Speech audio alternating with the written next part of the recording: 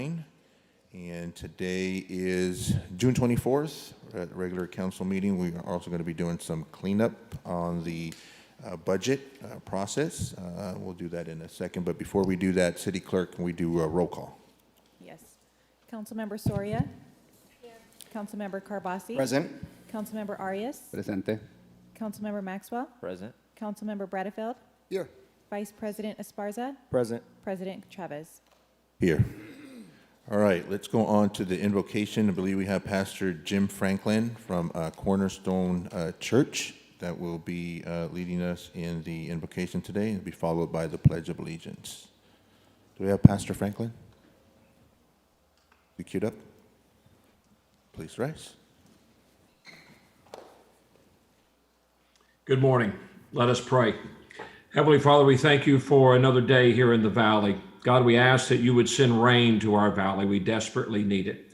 Lord, we thank you for the members of the council that set before us today. We ask, Lord, your hand of protection and health upon them, and especially on the members of their family as they carry also the weight of leadership. Your word says that if we lack wisdom, to ask. And so, Lord, we ask for that wisdom today for each member of this council and the decisions that they'll be making before us. We pray that you bless our city, God. We need your help. In Christ's name we pray. Amen. The lead is in the pledge, Councilman Bradford. Please salute. Pledge allegiance to the flag of the United States of America and to the republic for which it stands, one nation, under God, indivisible, with liberty and justice for all. All right, thank you for that, Pastor Franklin. Before we go on to approve the agenda, we're going to entertain a motion to get some clarification, some of the final tweaks we're doing for the budget. We're going to let Vice President Esparza read that language into the record and codify that so that the administration has that certainty. Vice President? Yes, thank you, Council President. So the following motions have been made largely in agreement with the administration. Council President and I had a very productive conversation with them just yesterday, I believe, a series. And so we believe this next series of motions will effectively balance the budget and provide us with something that we can vote on, hopefully, if not later this morning, then later this afternoon. So I'm going to go through one by one. First off, I'd like to revise motion number 40 to remove the funding requirements. The administration will implement through the salary savings or other sources as directed. That was motion number 40. I need a second on that, Council President, or just reading these off? Second. Second. Okay. All right. So next one will be to revise motion number 43 to an amount of $250,000 total. All right. And you know what? If we want, Vice President, we can take this as one swoop motion. Okay. And codify that. That would be Okay. easier. So we'll all right. So we'll go through, and that'll be one foul swoop motion. I'd like to clarify motion number 60, letter C, that funds shall be held in the city attorney's office, and the service will be outsourced. We're going to amend motion number 109, that funding for the mayor's code team shall be funded with $1.8 million in general fund dollars for staffing, with the remainder to be funded by the solid waste enterprise funds.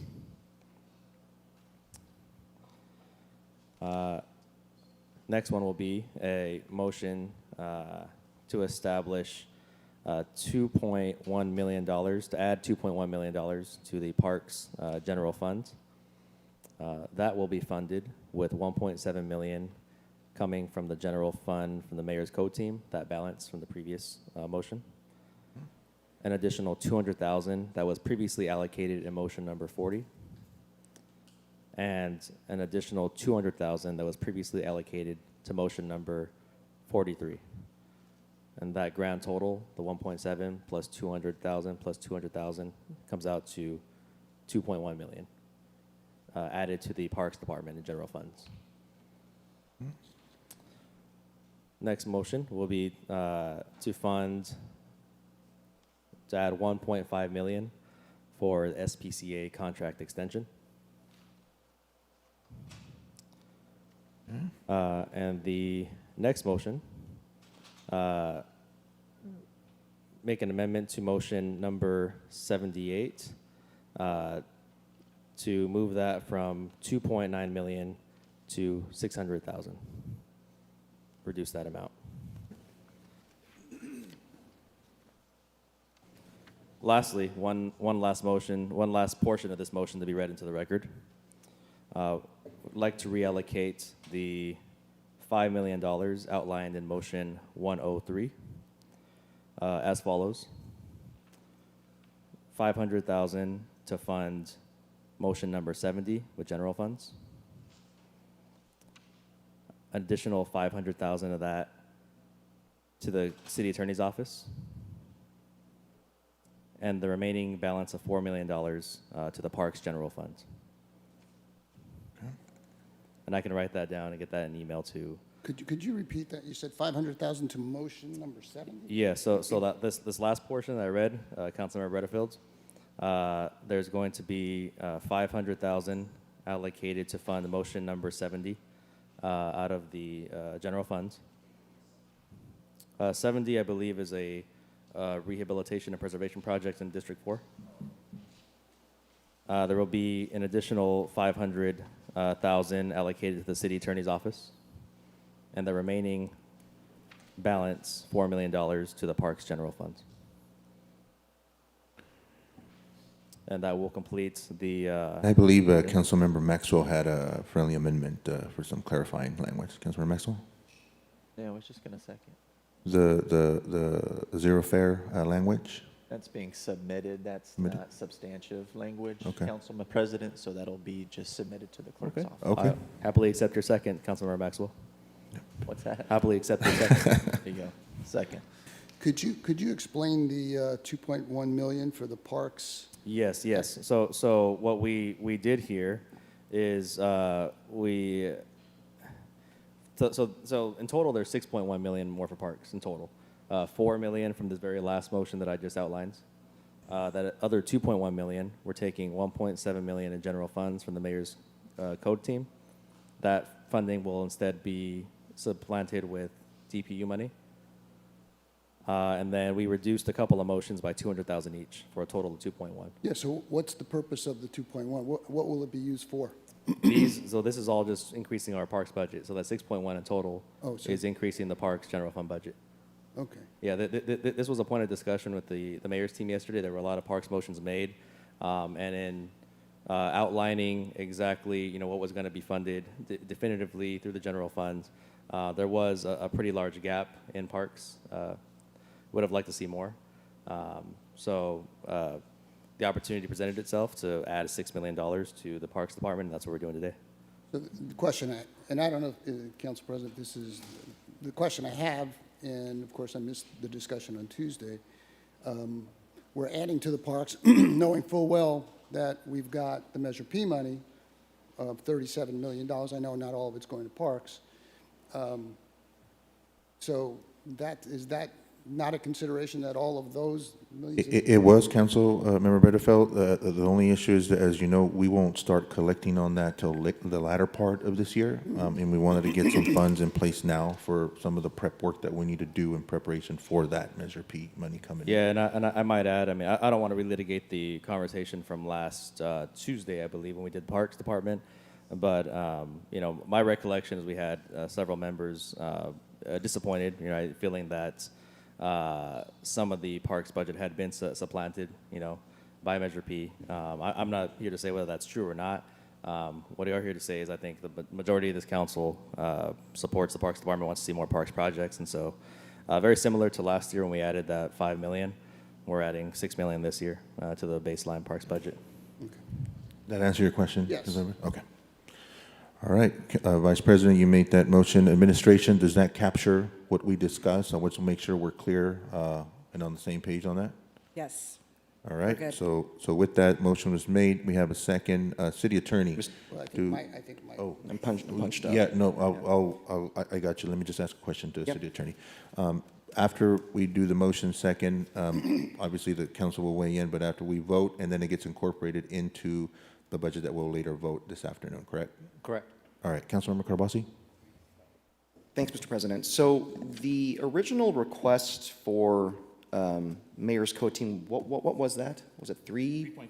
Okay, so that's been split, and now it's going to be, what is it, 1.8, and then the remainder 1.7? Yeah, so Councilmember Carbasi, if I can clarify that. So we are still funding, in this budget, we will still fund the mayor's code team at a total of 3.5. That is still all in there.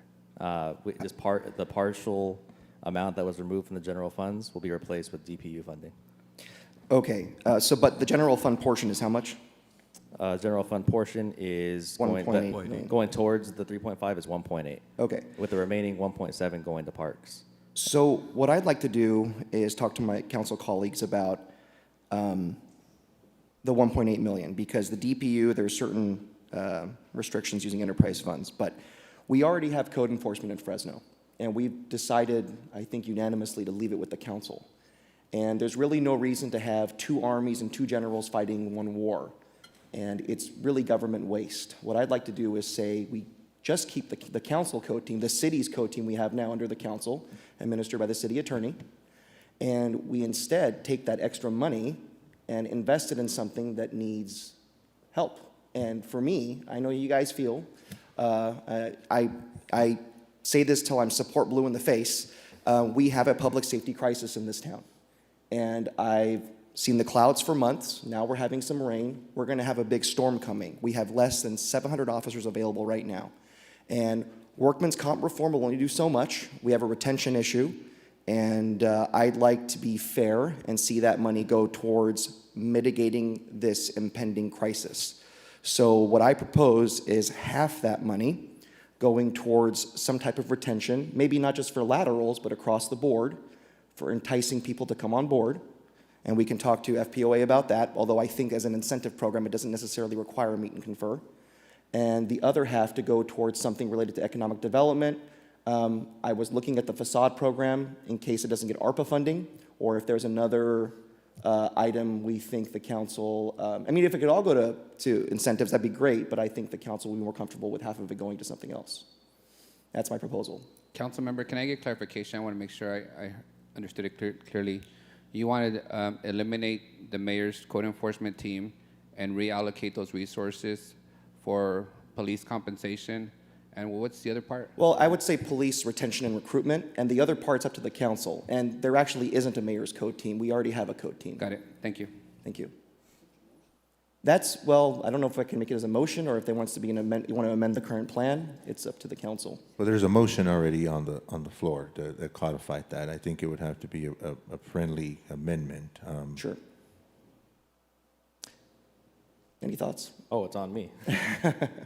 Well, anyone can chime in. If I may, from my perspective, the mayor and the administration made a pretty hard sell, and part of the great bargain of this unprecedented budget agreement. I mean, he proposed a budget. We made 110 changes to that budget, 50 requests for information, and that was, from my perspective, one of the major areas that the administration wanted in order to reach a compromise with this body. So from my perspective, I can't support that amendment. I am supportive of looking at wage adjustments for all employees through the regular negotiation process. As you know, we have vacancies across all the departments. Planning will express to us that they have a hard time recruiting because of our compensation package. Other parks departments last year made a claim that they couldn't keep a project manager because they weren't competitive enough. So I'm willing to take the holistic approach and look at every employee group in this negotiation process and then take that on unit by unit. Yep. Mr. President, I understand. I'll just put it this way. I get it. There's a difference in philosophy. If the council doesn't support it, I understand.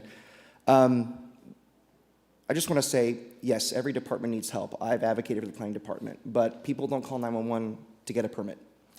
And we can ignore this crisis, and that's fine. We'll have to deal with it later. That's the way it's going to go. But I'm trying to be reasonable and flexible. I don't want to take it all just for PD, and it's not for PD specifically. It's for the residents of this city, so we can have more officers.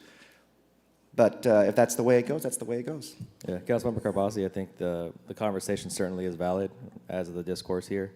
You know, what occurred in the last couple of days is, you know, myself and the mayor and the council president administration went into their office. We had our Viking War hats on, and you know, we just had a very this productive discussion about, you know, which of the city's priorities kind of rose to the top based on the discussion that occurred over the last 2 weeks. We walked out holding hands, right? Viking hats off.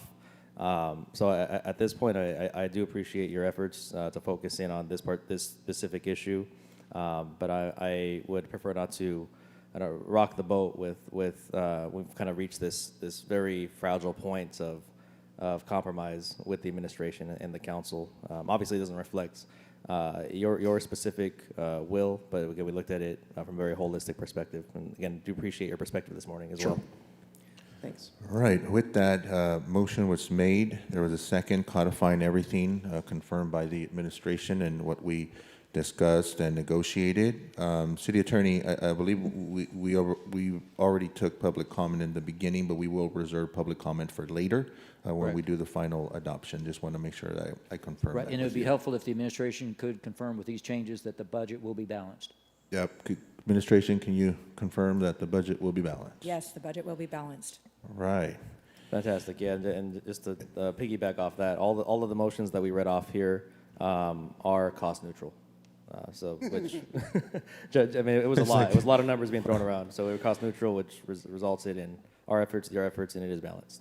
All right, any other disclaimers we want to put on there? This is the best budget ever, balanced and everything, bells Council and President, whistles on there. Now that Yes. you've successfully gotten us to budget, you can officially have your treat. Celebrating a bag with of Cheetos? They've been waiting for you for 2 weeks now, so celebrate. I might need these later. I'll Council say this President? later. Yes, Mayor. Yeah, I want to thank both you, Councilmember Esparza, Councilmember Soria, for that meeting yesterday. I know that was a direction from the council to give the leadership of the council the ability to meet with the administration and to work out some of those details, and I do appreciate it. And you know, we are going to have a balanced budget thanks to that meeting yesterday. And we are doing our due diligence to make sure we have the appropriate revenue adjustments in there to meet it. And I just want to say thank you to all of you for your work on this. It was a lot of work with 105 plus motions. I think it ended up being maybe 110. I'm not even sure. There's 115. 115 motions. So we collectively set a record this year, which we can be proud of.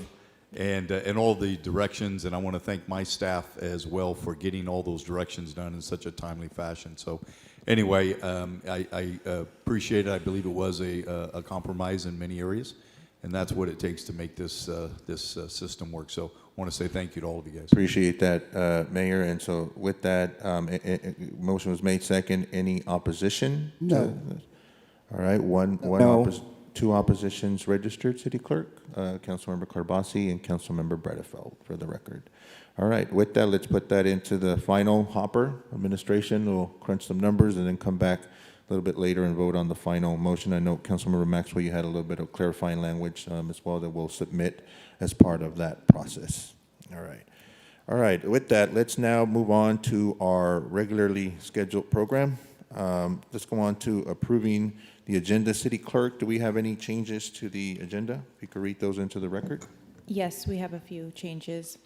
File ID 21-22757, item 1R, approve the Fifth Amendment to the agreement entered by the City of Fresno and the Central California Society of Prevention of Cruelty to Animals, is being removed from the agenda with no return date by the department.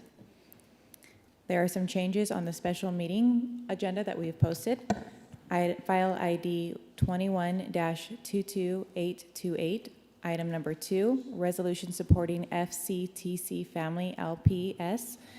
The amount is not to exceed $3 million instead of $6,180,000. File ID 21-22829, item number 3, resolution supporting the Housing Authority submission of a low-income housing tax credit. The project will not exceed $3 million instead of $3.6 million. And then we have one item that was pulled from consent calendar to contested consent by Councilmember Maxwell. File ID 21-22792, item 1S, and this is a bill for introduction, amending section 9-1609 of the FMC related to suspension and renovation, related to business registration certificates. All right, thank you, City Clerk. And then the City Attorney, City Clerk, actually, the changes to the agenda, I think we have a couple of special meeting notices that we want to read into the record. Yes. So I read the changes to the special meeting already, and we did post a special meeting notice. I believe the first one was a proclamation of Alzheimer's and Brain Awareness Month. And then there were 3 resolutions supporting projects seeking low-income housing tax credits. And City Attorney, do we approve those special meetings along with this regular approval now that they're incorporated? Yes, and any changes to those items? Do we have to formally identify them? Have I already done that by referencing them here? I think there are the items that you intend to take off and not here today. No, I'm speaking about the 3 resolutions supporting the projects for low income. We did a couple of special meetings notices. So with them, we'll include them into the approval of our agenda now. Correct. Okay. All right, good. So any items that council would like to remove or continue? Council Councilmember President. Arias? I have a couple. I just want to make a note for the record that item 1T, we will add an additional $27,500 to the startup cost of that contract to operate the Travel Inn city-owned motel for the purpose of installing a fence around the property perimeter. Secondly, I'd like to table the following items from the agenda. 1F, as in Frank, the reconstruction of Central Avenue Street. 5A, 5B, and 5C. 5A, 5B, and 5C, okay. That's A, B, and C. 5A, B, C, closed session items, Councilmember Carbasi. What are those items? It was items 5A, 5B, What are the titles of the items? and 5C. A, B, C. All right, and any other items? Council President, Yes. I think we're just going through the agenda right now, but This is all my intend to stuff. pull 1I for discussion, 1I, okay. for discussion, so not tabling it, but. So but for contested discussion. consent. Yes. All right. I think it was just 1I, correct, Councilmember? Councilmember, what about 1H? It's related to 1I. 1H. You know what? Yes, so 1H and 1I for 1H discussion. and 1I, okay. Pull those, Councilmember Esparza. Councilmember Maxwell, you have any items that you wanted to, other than the one referenced here? I No, think you had Council 1S, correct? Just 1S. Just 1S, all right. Councilmember Butterfield, any items? Councilmember Soria, any items? No? Carbasi? None? All right. City Clerk, I'm going to register a recusal on 1L.2 for the record. Council President, I'll make a motion to approve the agenda as amended. All right. Motion was made with everything that was read into the record. Council President, are there some additional items that you intend to remove? Yes. No, actually, I think those are the only items that we have. I think Councilmember Arias already removed the closed session items that we had discussed. I'm talking about the Granite Park items. That has already been removed. Yep. Is that's the items you removed, correct, Councilmember Arias? Yes, please amend my motion. I'm also removing that item from the agenda. Correct. All right. Can we get one last read, before we approve the agenda, can we get one last read off of items Yeah. that City have been Clerk, removed? what'd you have? So not necessarily pulled, but removed. from the Contested agenda. consent? Yeah. Item 1H and 1I by yourself, Vice President. Item 1S by Councilmember Maxwell. And then Councilmember Arias, did you pull 1T, or was it just you wanted to read that into the record? No, it's not pulled. I just corrected the record. Okay. That's what I have so far. So those are pulled for discussion. Contested consent. So which items have been removed from the agenda? Can we get a summary of that? The following items Clerk? that I have removed are on the regular agenda, 5A, 5B, 5C, under closed session, and for the special meeting, item number 5. And then 1F, I believe, was also, Removed. And yes, 1F. 1F was removed. And 1L, Council President recused item number 2. All right. All right, motion was made by Councilmember Arias with everything codified. Do I have a second? Second. Second. Second by Councilmember Maxwell. Any opposition? All right, motion carries. Let's now go on to ceremonial presentations, and I believe we have the Alzheimer's and Brain Awareness Month celebration by Councilwoman Sori, I believe. Thank you, Council President. Good morning to everyone, and I want to also recognize our guest from the community, which is Susana Rodriguez. She's joined us through Zoom, and she is the Regional Director for the Alzheimer's Association of Northern California and Northern Nevada. And then we also have Brenda Herrera, who is a Family Care Specialist of the association as well. So I want to welcome the ladies this morning. I do have the proclamation, which our staff will later provide to these women that are doing phenomenal work at the Alzheimer's Association. You guys know I've been doing now this, I think, proclamation for the last 7 years. In the past, Council Member Caprioli and I would join efforts because this issue is very personal to us, and for me in particular. I've shared the story about my mother actually being diagnosed with Alzheimer's at a very young age, and so I personally understand the impact of this terrible disease, and so we want to make sure that we bring awareness to our families, that we elevate the work and the resources that are being provided by folks in the Alzheimer's Association, and that we continue to support efforts to try to find a cure for this disease. So the month of June every year is Alzheimer's and Brain Awareness Month, which is dedicated to raising awareness of memory loss diseases through educating the public and wearing the color purple. This disease is gradually affecting a large amount of residents here in the Central Valley and has projected a 78% increase of persons with Alzheimer's by 2030 in Fresno. This past Sunday, on June 20th, marked the worldwide annual event called The Longest Day. It occurred during the summer solstice, in which the Alzheimer's Association raises awareness while fundraising from sunrise to sunset through fun and engaging activities for all ages. Again, I want to thank our guests this morning for the work that they continue to do to educate and bring awareness to our community about the available resources for families like mine, for those that are suffering of Alzheimer's, and for those that are the caregivers. So good morning, ladies. Thank you for joining, and I'll pass it on if you want to say a few words. Susana? Thank you. Good morning. Greatly appreciate this opportunity, Council Member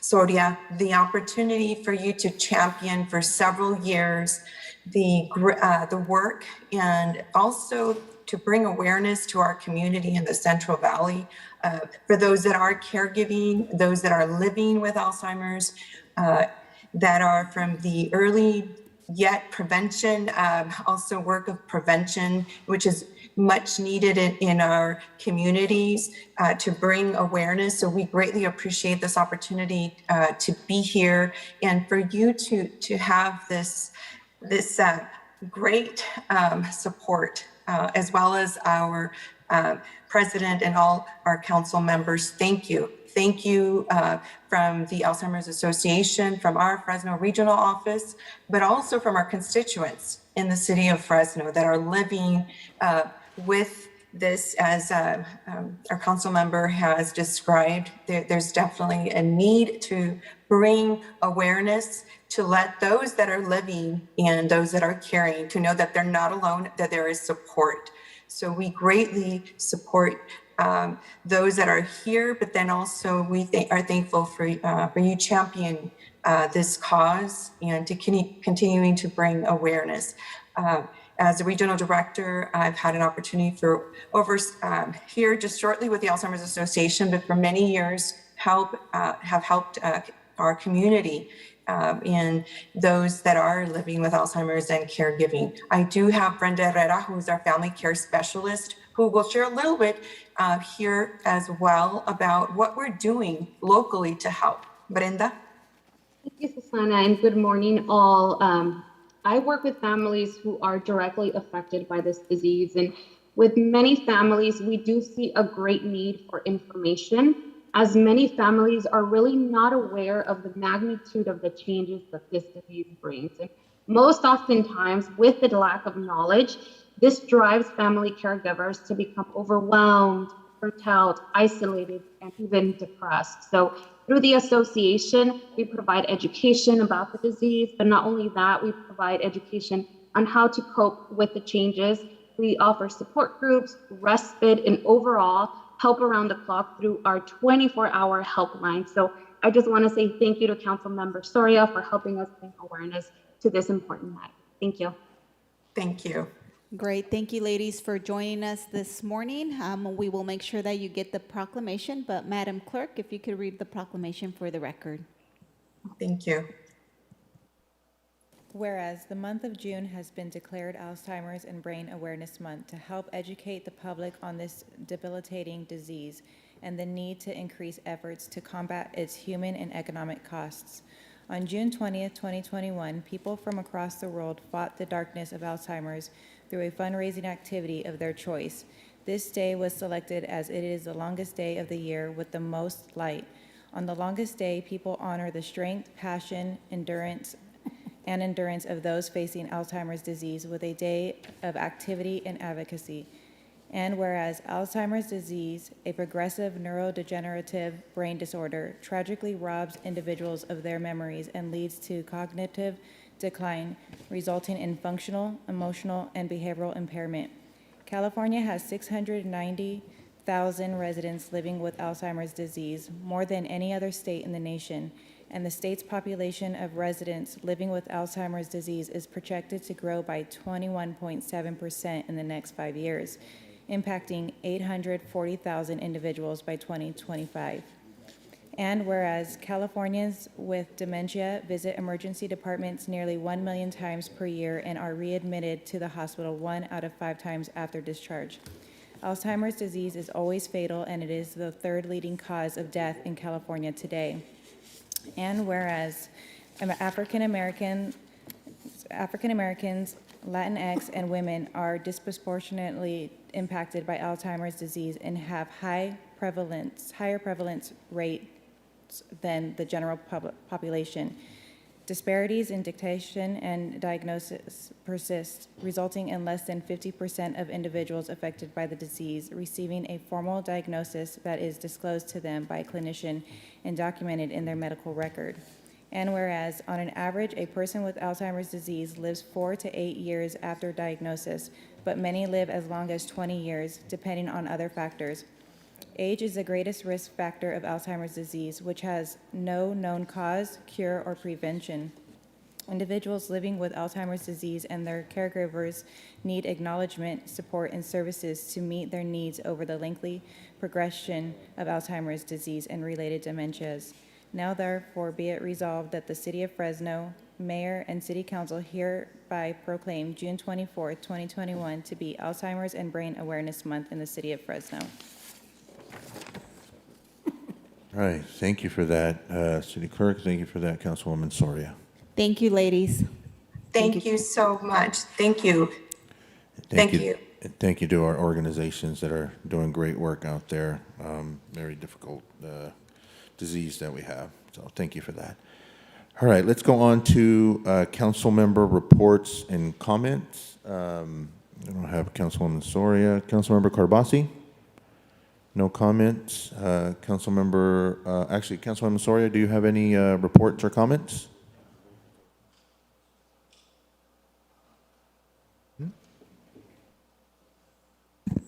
Thank you, Council President. Just have a couple things that I did want to bring attention to the administration on some concerns and complaints that I've received from residents. As you guys know, last week we had a very hot week here in the city of Fresno, and I do want to first say thank you for opening up the additional cooling centers. But what we are hearing in the community about the park hours and even the cooling center hours, that they weren't open long enough. And so I don't know how we can maybe do an adjustment of that. Also, some of the pools were only open, I think, until 6 p.m. And so that's when it's still very, very hot. And so I don't know if we can make some adjustments to those hours, especially right now during the summer. You know, it's pretty hot up until like 9, 10 p.m. So maybe figuring out some adjustments. Also, at Lions Park, the skate park hours are from 2 p.m. to 6 p.m. on the weekdays and 9 a.m. to 6 p.m. on Saturdays. My residents in that area are complaining. It's pretty much open only when it's really, really hot.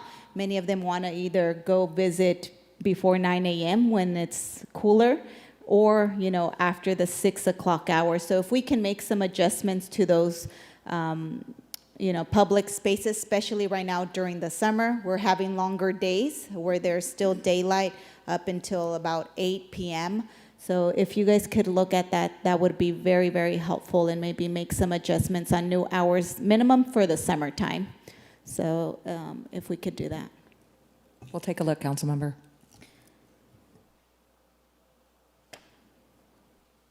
I think that's all I have. Thank you. All right, Councilmember Arias?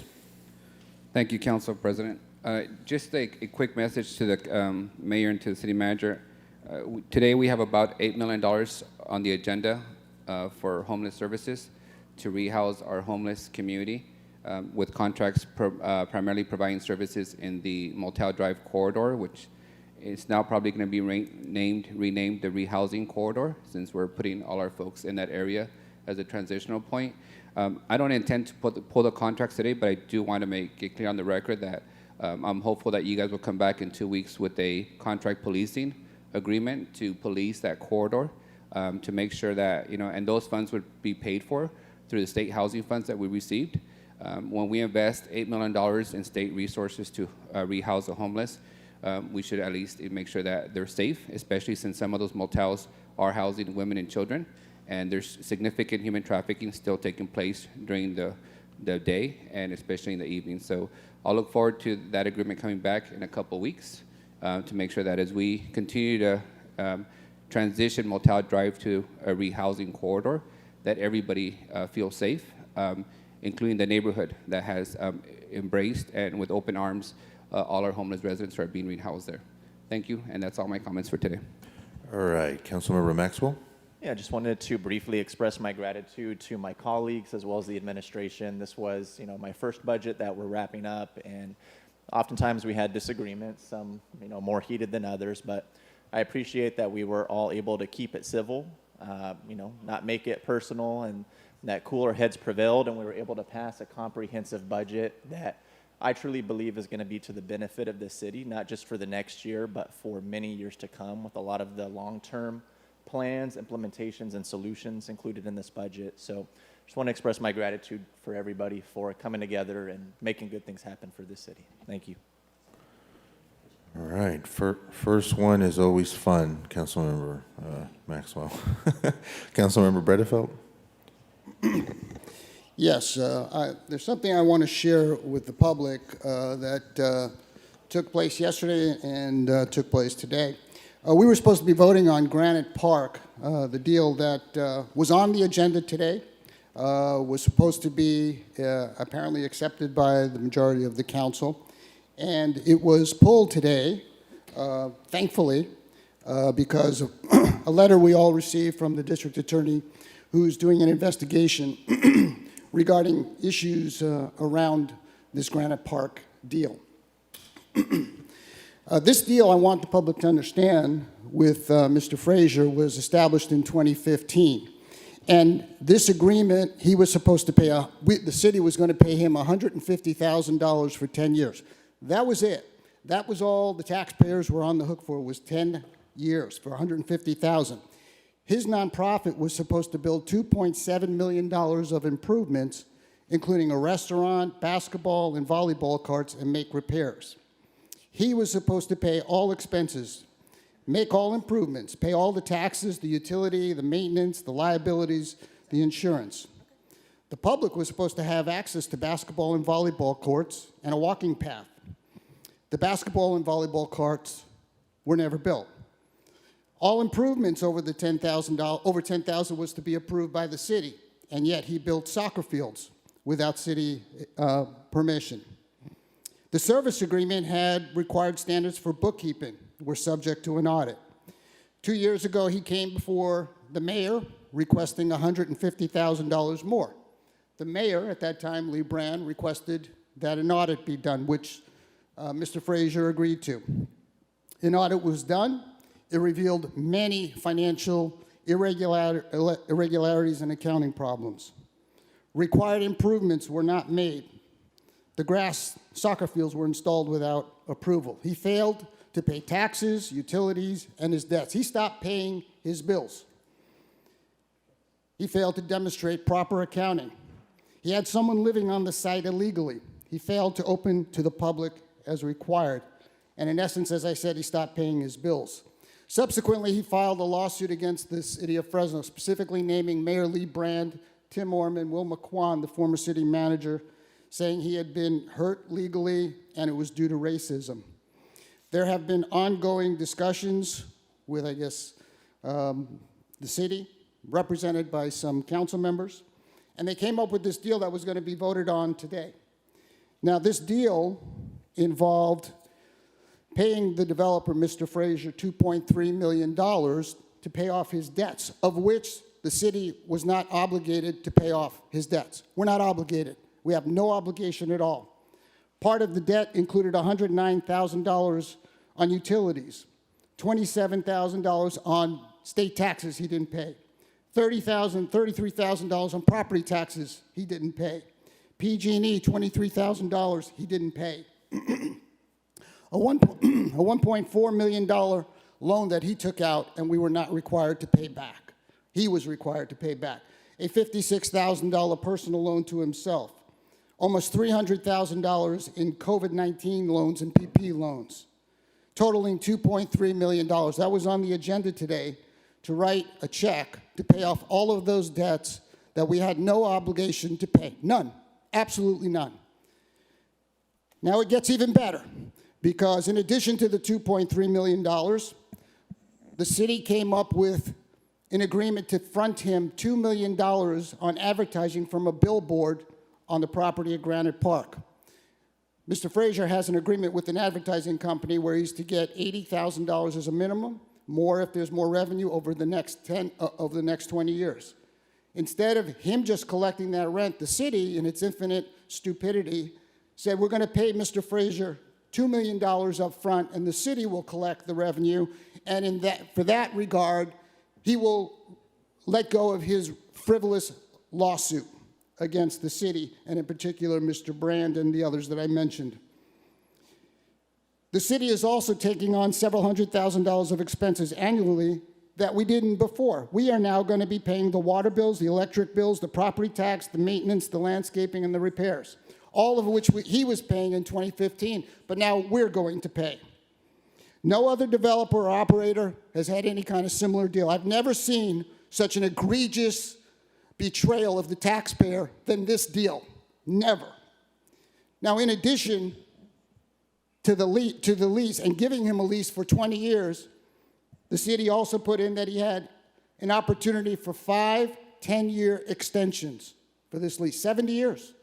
Now, mind you, the city put Mr. Frazier in default on his loans.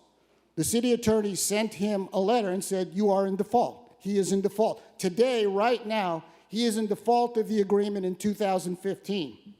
And yet, instead of removing him because of his default and failing to pay his bills, this city council came up with an agreement to pay $2.3 million of bills we don't have to pay and $2 million of upfront money. So a frivolous lawsuit will go away. Now, to give you some context, in 2008 to 2010, there was a prior developer, Milt Barbas. He purchased the Granite Park, did it with a loan. He failed on his loan. He was in default by the bank. The city also put him in default. But you know what he didn't get? He didn't get $4.3 million.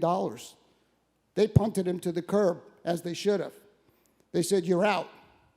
But something's very different here. He's in default. Milt Barbas was in default. Terrence Frazier's in default. But Terrence Frazier was getting $4.3 million today. Now, Mr. Brand is not a racist, nor was Will McQuan. It's a specious lawsuit. What's the difference? Well, Mr. Frazier is also engaged to a council member here.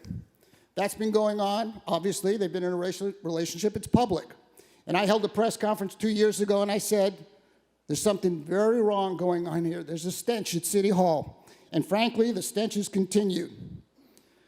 Today, Mr. Frazier would have been awarded multi-millions of dollars, and the fact that he's getting married to a council member who resides up here, she would have been getting multi-millions when they got married.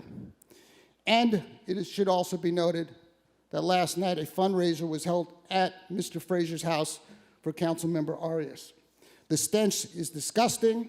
It was pulled because the district attorney is looking into this. I'm grateful to the district attorney. I appreciate it because she and her actions today saved the taxpayers from being ripped off for $4.3 million. What a disgrace. All right, Vice President Esparza, any council comments? Thank God it's Thursday. Almost done with budget. We're almost there. No comments, all right. I'll make mine brief. Mayor, I just want to thank you and your team. This whole month we've been just grinding it out, or as my colleague says, burning the midnight oil. My colleague, Councilmember Maxwell, just talked about going through his first budget. You just went through your first budget, but I know you're not a stranger to hard budgets. You did that as a police chief, and you did that very well. And I saw that from you, that willingness to work together. And at the end of the day, we serve the people of the city of Fresno, and I think this budget will be reflected with that. I know we're going to do an announcement today at 12 and kind of single out and codify some of those projects that I know will actually improve the quality of life for our residents, which is, to me, what this job is all about. We serve at their pleasure, and we serve them. And that, to me, was something very important to see, the work that you did this past 6 months with your team, City Manager Esqueda, Assistant City Manager Georgianne White, Barfield, Henry, the proverbial accountant for the city of Fresno. Thank you for that.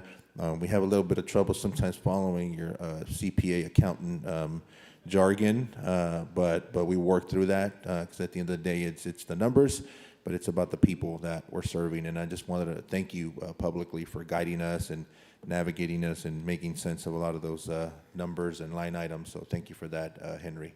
Wanted to thank you publicly for that. You're not going to explain more numbers, are you? No, I'm not. Oh, I'm okay. not. I just want to extend my thank yous to you and the council, as well as the administration, for an amazing efforts to balance the budget and get those resources ready for great efforts by the departments to serve our city. So thank you. It was, and a little bit later we'll have a chance to kind of outline some of those program services, initiatives, and projects. And I think, to me, this will really go down as a historic budget for the city of Fresno, and not just rebuilding our neighborhoods, but investing in people, which is what we want to have. So I wanted to end our council comments on that note. Thank you, Mayor, again. Thank you to our amazing city staff, from our solid waste division to the folks working on Beautify Fresno to code enforcement. I think you guys have all done a great job, and I think the budget reflects that priority, and then I'll end it with, there's an old saying that says, don't tell me what you value, show me your budget, and I'll tell you what you value. And I think that will be reflected in this vote that we're going to take here in a little bit. So with that, I'll close my council comments. Mayor, did you want to have some comments, final thoughts, and then we'll go to city manager to close off our comments.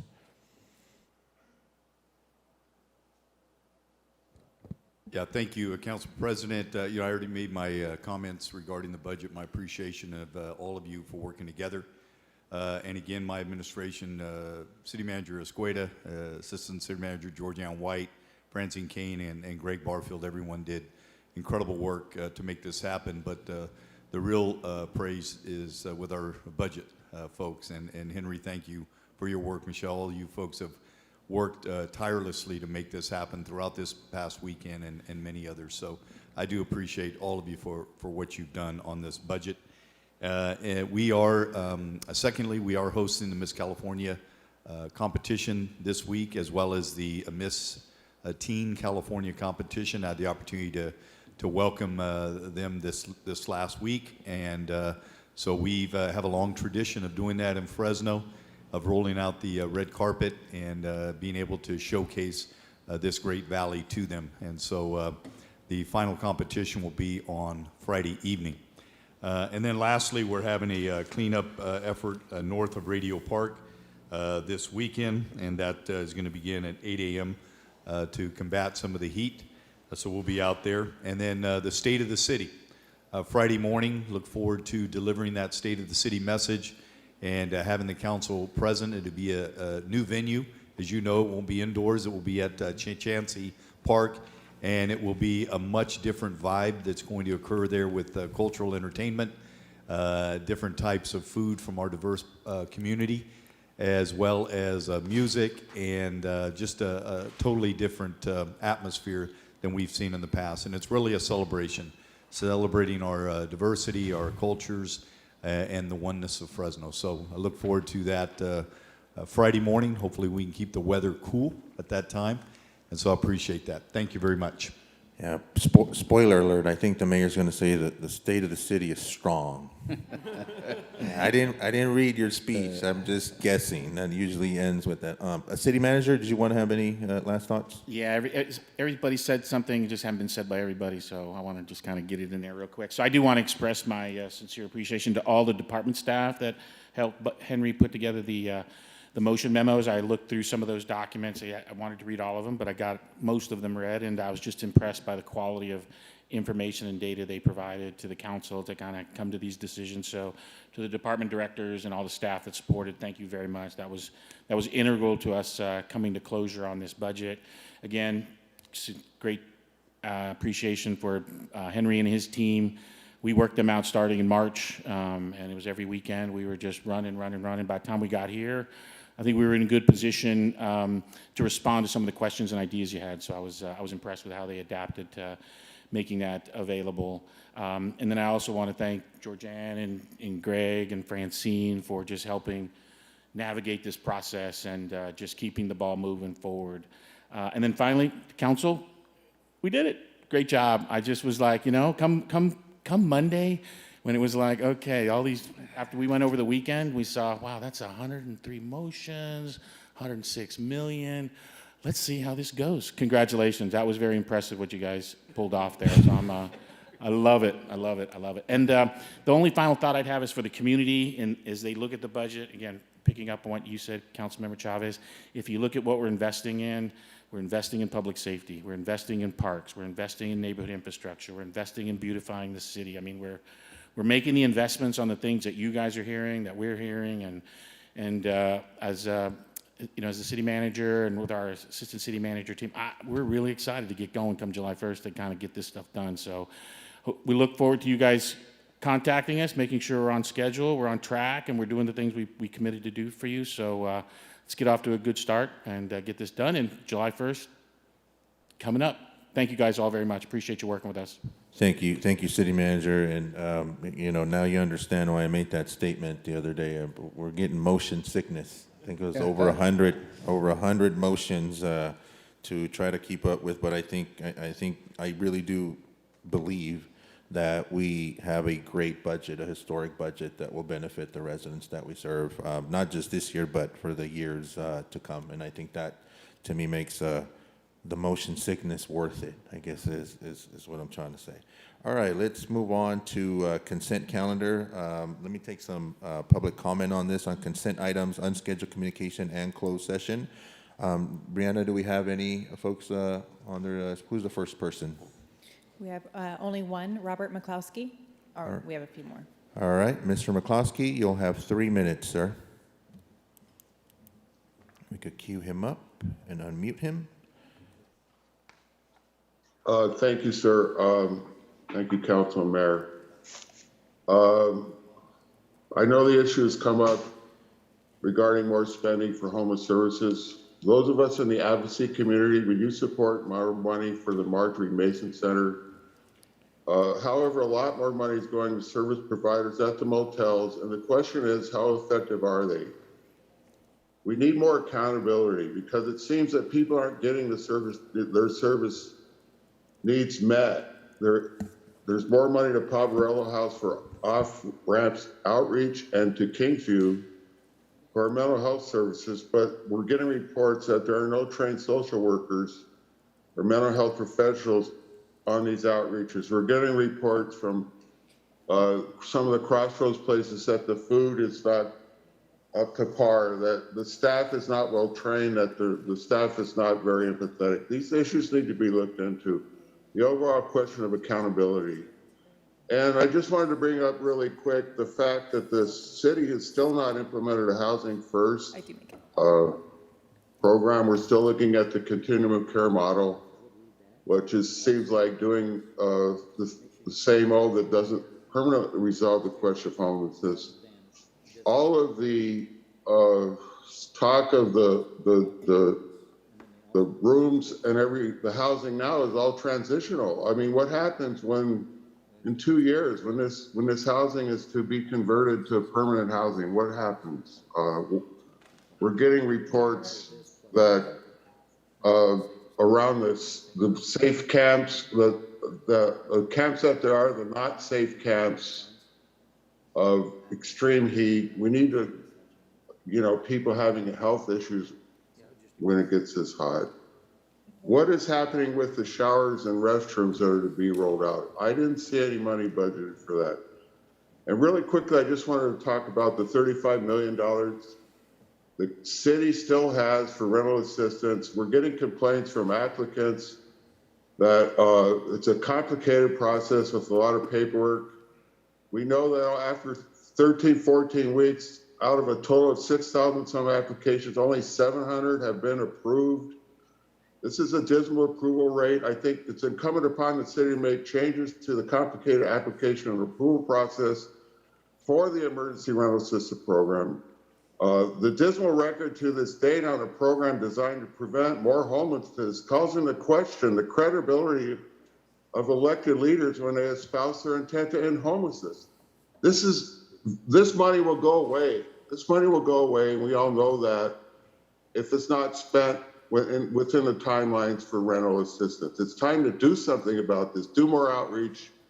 Let's get that rental assistance program out there. Thank you. Thank you, Mr. McCloskey. And just for the benefit of the public, this is public comment for agenda items that we're discussing right now on consent, and then unscheduled, and then closed session. We will be taking separate public comment on the budget items specifically right after we get through contested consent. So if folks want to speak during that time or this time, it's up to them.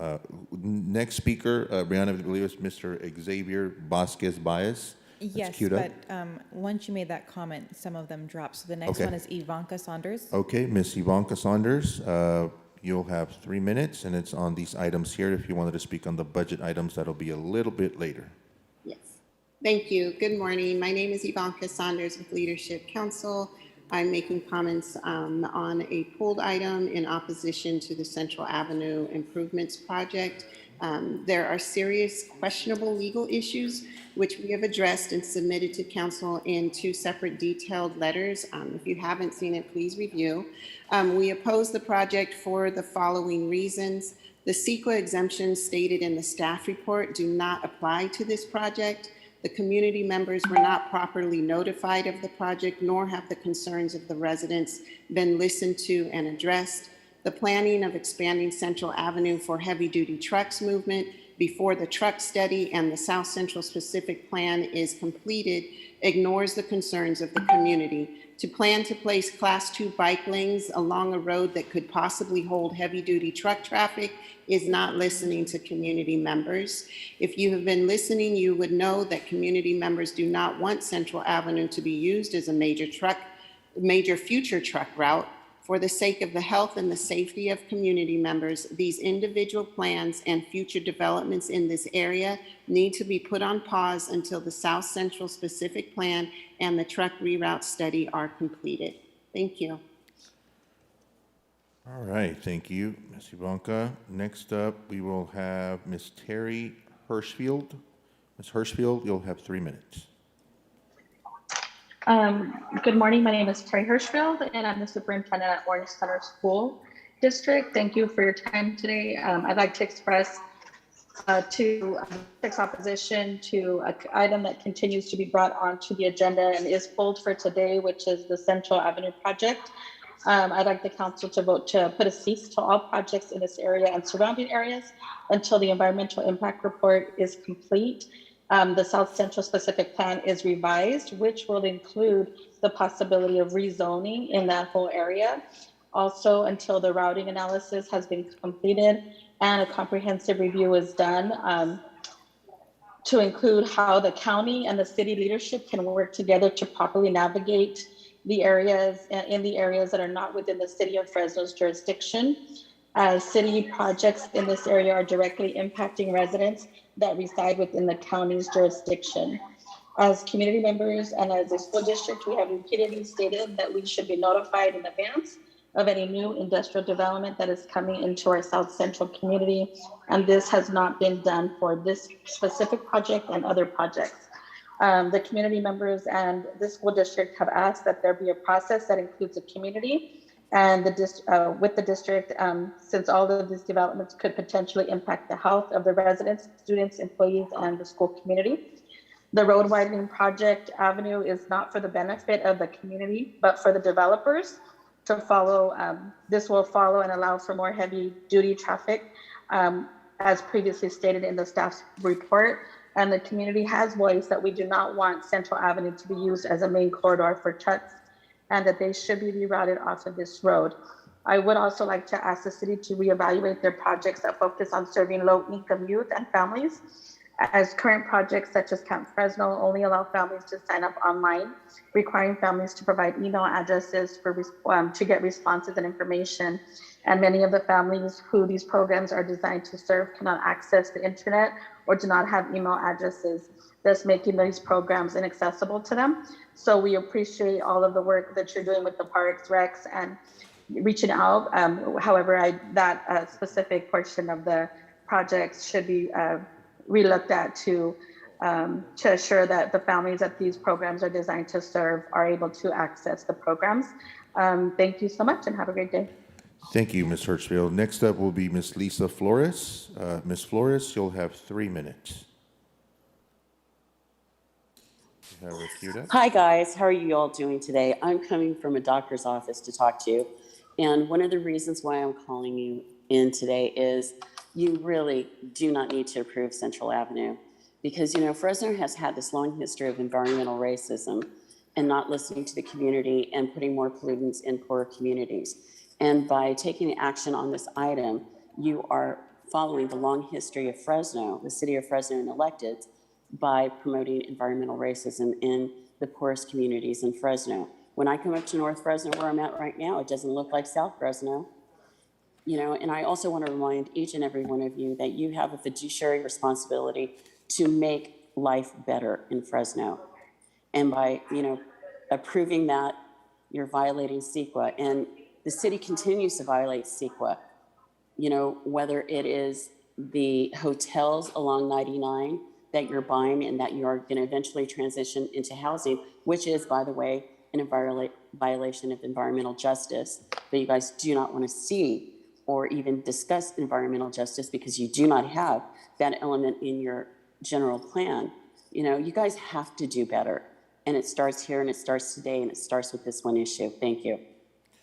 Thank you. Our last speaker will be Ms. Brandy News Villegas. Ms. Villegas, you'll have 3 minutes. Thank you. As you're considering the millions in added funds to current homeless services, I ask that you take action on my repeated request for including Homeless Voices and third-party assessment of these programs, as Bob said, accountability, as well as priority to make the motels accessible to all homeless. I agree with supporting Marjorie Mason Snyder. We have a lot of domestic violence victims out there, and whatever funds are available to them, I ask that they be given that. This morning, right before the meeting, I got a call from a heartbroken woman with a brother with health issues whose works, and while she was gone, her tent and belongings were taken by the homeless task force. I've been trying for months, and I've been bringing her up to get her and her brother a place in one of these shelters, and I can show you the long list of texts with the things being full that would not be able to take both of them. I noted that in the agreements with the comprehensive addiction programs that the travel in contract is with Project Off-Ramps.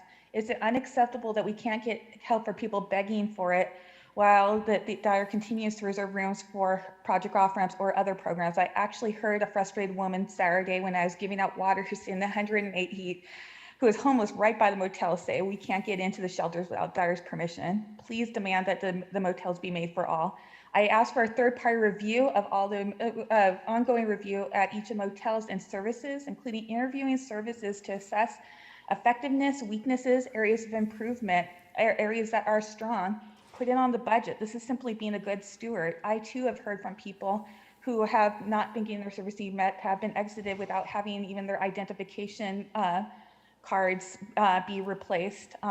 Service providers might say that these clients need to work on these themselves, but the goal of the shelter should be to ensure, that they're not working on these enough themselves, but they need to ensure that their needs are met and stop the cycle of ending back on the street. We also have cases of lack of communication and between agencies, which were mentioned in the grand jury thing. In one heartbroken case, a woman recently accidentally ended up back on the streets from the shelters and died. She was taken to another program for a medical need. She was staying at the shelters, had a medical need, was processed and put back on the streets instead of back in the shelters where she would have been taken back. Regarding outreach, we're spending hundreds of thousands of dollars on outreach, and like it was said, they do not include licensed social workers. And mental health professionals. I ask for this because they understand health issues, past trauma, and other issues that might affect how they respond to outreach workers and what their needs are. We witness people making mistakes because they are lay people and don't understand, and people reject his services. And the claim that the outreach team includes formerly homeless is not accurate. We've spoken, none of them have lived on the streets. I ask that you require CAHOOTS instead of HEART. And I also ask that, also thank you for, sorry I mentioned about the cooling centers. I ask that you use the outreach team lay people to pass out flyers regarding the cooling centers to those who are homeless, but also allow for a safe space for them to bring their belongings and allow their Thank you, Ms. pets. Villegas. And also, there's just a question I had on behalf of someone who couldn't get in. I'm sorry for going over, but they want to know when things are going to be open so that those who are homeless and can't access. Yeah, if you could wrap up, the Ms. jobs can Villegas. be in. Thank you. All right, that concludes our public comment. Close that portion off. Just for the benefit of the public, items 1H, 1I, and 1S will be in contested consent, and we tabled 1F item and 5A, 5B, 5C, just for the benefit of the public. With that, and registered a recusal for item 1L.2 for myself. With that, do I have a motion to approve the balance of the agenda? Motion. Council President, I do have one correction that was just brought to my attention. On item 1T, there are two minor changes to the contract, one on page 1 and one on page 16. And the administration has submitted it to the city clerk to make sure it's incorporated. Will that suffice to enter it into the record, or do you want to read them into the record? No, that would be sufficient. That would be sufficient, okay. With that, with those adjustments and the ones we mentioned, motion was made by Vice President Sparks. Do I have a second? Second. Second by Councilmember Maxwell. Any opposition? All right, seeing none, motion passes. Let's take these up in order. We are now on contested consent. I believe Vice President Esparza, you pulled items H and I. Yes, Council President, I'd like to make a motion on 1H to reject all of the bids and cancel this project. All right, second on that. Motion was made to reject all bids and cancel this. Motion was seconded. Any opposition? Seeing none, motion carries. Item I. Council President, I'll make a motion to table 1I indefinitely. All right, motion to table 1I. I'll second that. Motion was made, second. Any opposition? Seeing none, motion carries. Thank you for that. Next item for contested consent is 1S. Councilmember Maxwell. Yeah, thank you, Council President. Just wanted to get clarification from the administration. You know, how many of these massage parlor appeals are coming through the pipeline that necessitated this kind of expediency? I know usually when there's an appeal for a code violation, they'll have the due process to present their case to Mike Flores. So I'm wondering, why are we, denying these folks the right to do an oral appeal like we allow most folks appealing a code violation? And why is it going to city manager as opposed to Mike Flores? If you could provide some clarity, I'd appreciate that. Yeah.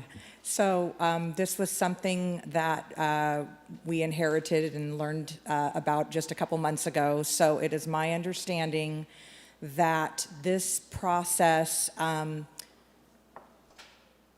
the police department takes their action to revoke or deny.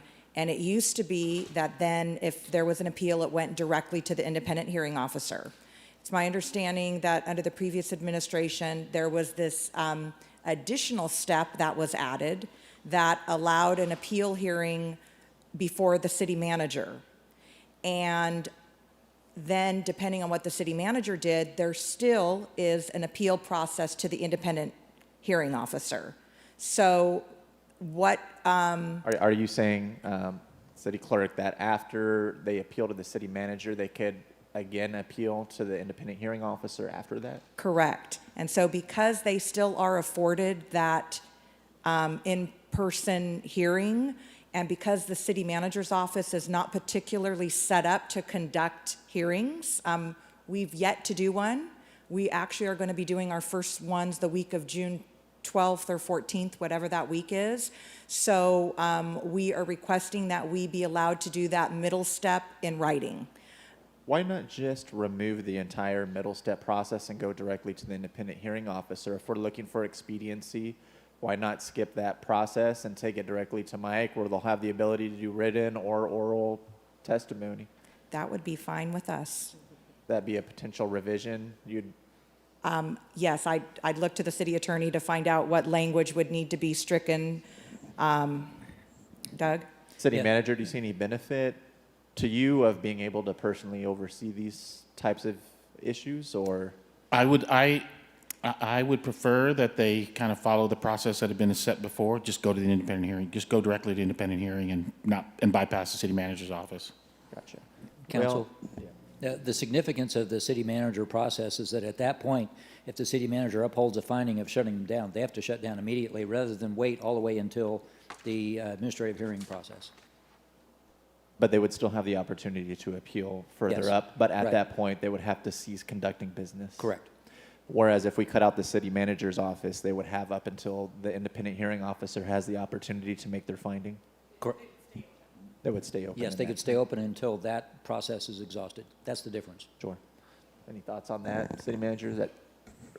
Yeah, we can work with the city attorney's office to figure out how we revise the language and adjust it so that it's a direct appeal to the independent hearing officer. Well, I'll make a motion to accept this, but with the understanding that we'll come back and revise this whole process to be a little bit more expedited. Love it. Fair enough? Yep, Okay, perfect. I do have some questions on this item. City manager, so this change would essentially allow parlors to remain open after they were essentially cited. So it's... Correct? Until their appeal is heard and concluded. So... Which may take months. If this, all this change does is to change the appeal with the city manager from an in-person to in writing. So until, city attorney, you can correct me if I'm wrong. So if the city manager upholds the police department's determination that massage business is closed, they then have the opportunity to appeal that to this independent hearing officer, and depending on what the independent hearing officer did, they could possibly reopen. But all that this change does is changes the hearing in front of the city manager's office from an in-person hearing to a by writing appeal process. I think it also limits essentially when the clock is set, whether from the date they receive a notice or from the date that we send a notice out as well. Is that correct? I'll leave that one to the city attorney's office because that wasn't the change that came from our office. I think that was a clarification. I do believe that was one of the revisions. The amount of time they had to appeal, the clock was, initially set from the time they received the notice, and now it's going to be from the time that the notice is sent in mail. Is that correct? Right. That change was requested by the police department because it was very difficult to ascertain when they were receiving notice. So right. They have changed the timeline to provide additional certainty by it starting it when they mail notice. Sure. That's acceptable to me. Again, I made a motion to approve as is, but with the intention of coming back and potentially cutting out the middleman and having this go directly to the independent hearing officer, if that's something that we think would be appropriate. One last question. How many of these do we get a year on average? So we have, since this new city manager appeal process, we have not had one. As I just stated, I believe we have 2 scheduled for the week of July 12th. This is sort of what prompted the change in the timing now, because it was the realization of, we have to hold a hearing in the city manager's office. Obviously, it's never been done before, so we were trying to put together a process to make sure that we conduct that hearing under the current language. So Understood. there'll be 2. I'll second the council member's motion. All right, motion was made. For the record, Councilmember Maxwell and Arias are asking for a friend. No, that's thorough. All right, is there any opposition? Seeing none, motion carries. All right, council, that concludes our contested consent items. Let's go on to our budget items. They're under general admin. And city attorney, believe we can codify those and make a motion to approve the motion that we just codified earlier. Is that correct? That Yes, would include. you could take all of these as one item now as amended. Okay, let's do that. Let's take these items, but before we vote, we have to do public comment.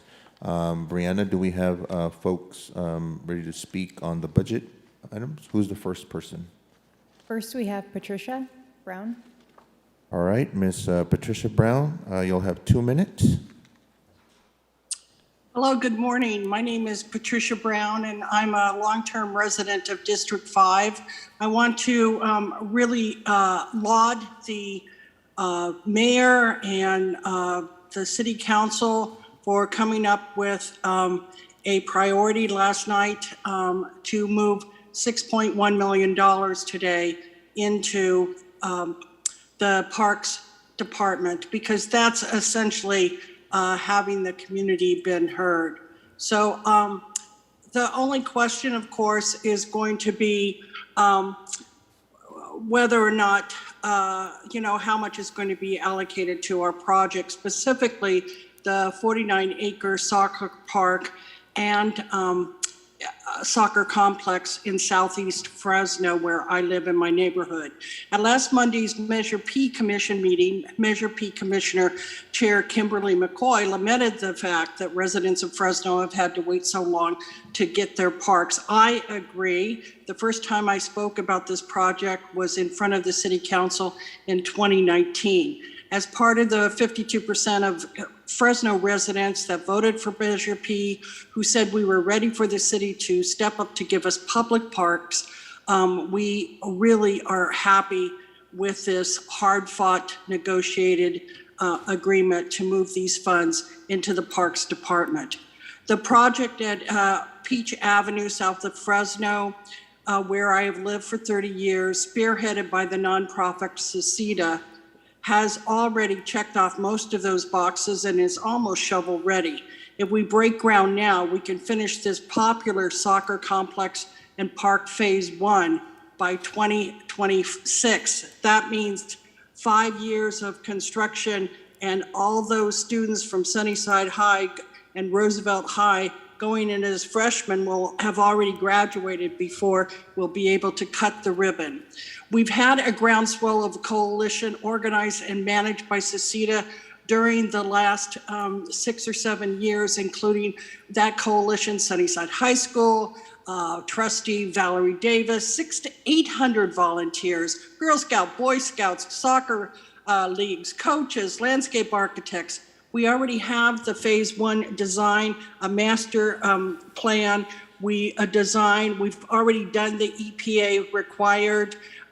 We cleared the site of brush and trash. We had the asbestos-laden, dilapidated buildings taken down. We've installed and irrigation. We've made contracts, a 30-year maintenance contract with the city and the Parks Department.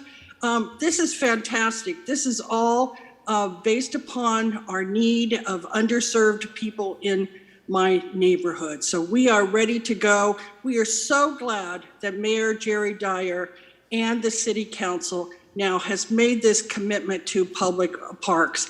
And especially, I want to honor Luis Chavez for his Rebuild Fresno initiative. He has been on this project from the very start and given us great support. And we are so happy that he heard us and that you and the mayor heard us too. Thank you so much. Thank you, Ms. Brown. Next up will be Ms. Kimberly McCoy. Ms. McCoy, you'll have 3 minutes.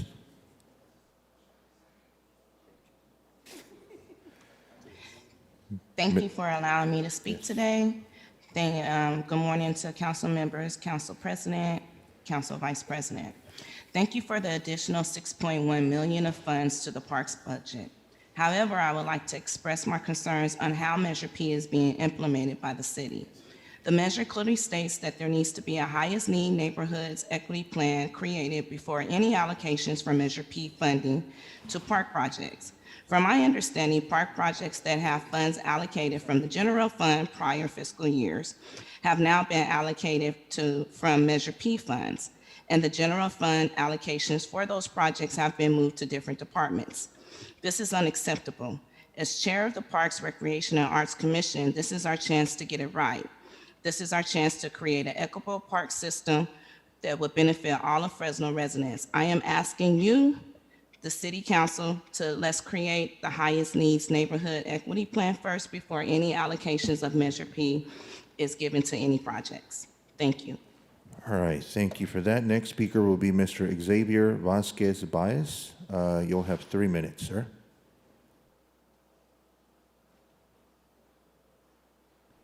Is he queued up? There you go. All right. Good morning, council members. My name is Javier Vasquez. I'm Director of Immigration Service at the Education Leadership Foundation, and I'm here in full support of the City of Fresno $200,000 investment that will enable the Fresno County Legal Defense Fund to provide urgently needed removal defense services up to 40 low-income families. This means that our families, neighbors, caretakers, and many others will get the chance to navigate the complex immigration court system alone. This funding will help families access free, high quality, and trustworthy legal services on our side. Thank you. Thank you. Next up will be Mr. Mike Prandini. Mr. Prandini, you'll have 3 minutes, sir. Is he queued up and unmuted? Yeah, thank you, Council President and members of the council. Mike Prandini, I represent the Building Industry Association. And I just want to speak and support, and hopefully you have received copies of my points in support of the Express Development Team and other emails of support from my builder members. We think this is very important. This has been a problem for some time when projects are slowed down. And these projects bring hundreds of thousands of dollars into the community to even get started. to do the initial engineering, the initial planning, the land purchase, the environmental process, initial. Then they have to go through the city process. And anything that the city can do to speed that up really helps development and helps the builders build homes to meet the market demand. As everybody knows, there's a big high demand and the builders cannot keep up. And because of the process is extremely slow. So we are hopeful that the council we know that there's a motion to eliminate the express part of this program. And we think the express part of the program is very important because it does provide the ability for the investment community to get a project, get it going, get it on the ground, get people employed to construct it, and people be able to sell the homes and people to move in a timely manner. So we do support the Express Development Team, and hopefully the condition to remove it will be reversed and to establish the Express Development Team as proposed by the mayor. Thank you. Thank you. Next up will be Ms. Kaina Hussein. You'll have 2 minutes, Ms. Hussein. Thank you so much, Councilmember Chavez. Good morning, council members. My name is Sukaina Hussein. I'm the Deputy Executive Director at CARE, the Council on American Islamic Relations, and I'm speaking in support of Budget Motion 60C, which includes a $200,000 investment into the Legal Defense Fund for immigrants in our community. The City of Fresno's investment will enable the Fresno County Legal Defense Fund, which has been functioning since 2017, to provide urgently needed removal and deportation defense services for low-income community members, and it will have life-saving long-term impacts. We believe that every community member in Fresno should have the dignity and opportunity for due process by having representation and legal counsel when they are seen before a judge. They should have a fighting chance to keep their families together. Providing this funding for legal services crosses barriers of race, language, background, and religion. It impacts people from every part of our community. An investment from the City of Fresno not only provides families to access to free, high quality, and trustworthy legal representation during some of the most difficult times in their lives, but this investment sends a clear message that Fresno stands with its immigrant communities. We know that unfortunately ICE operations are still continuing and detention facilities are expanding their capacities, getting ready to separate more of our community members from their loved ones. We can't allow this to continue without protections for our community in place. So we appreciate our city council members for supporting and voting in favor of this motion, and we hope this is going to be a step forward to living into a vision of a more inclusive Fresno and one that works to create opportunity and provide for all of its residents. Thank you so much. Thank you. Next up will be Ms. Zena Chafee. Chaffee, thank you so much. My name is Zaina Chaffee from the Muslim Student Association of Fresno State, and my public comment is in support of Budget Motion 60C.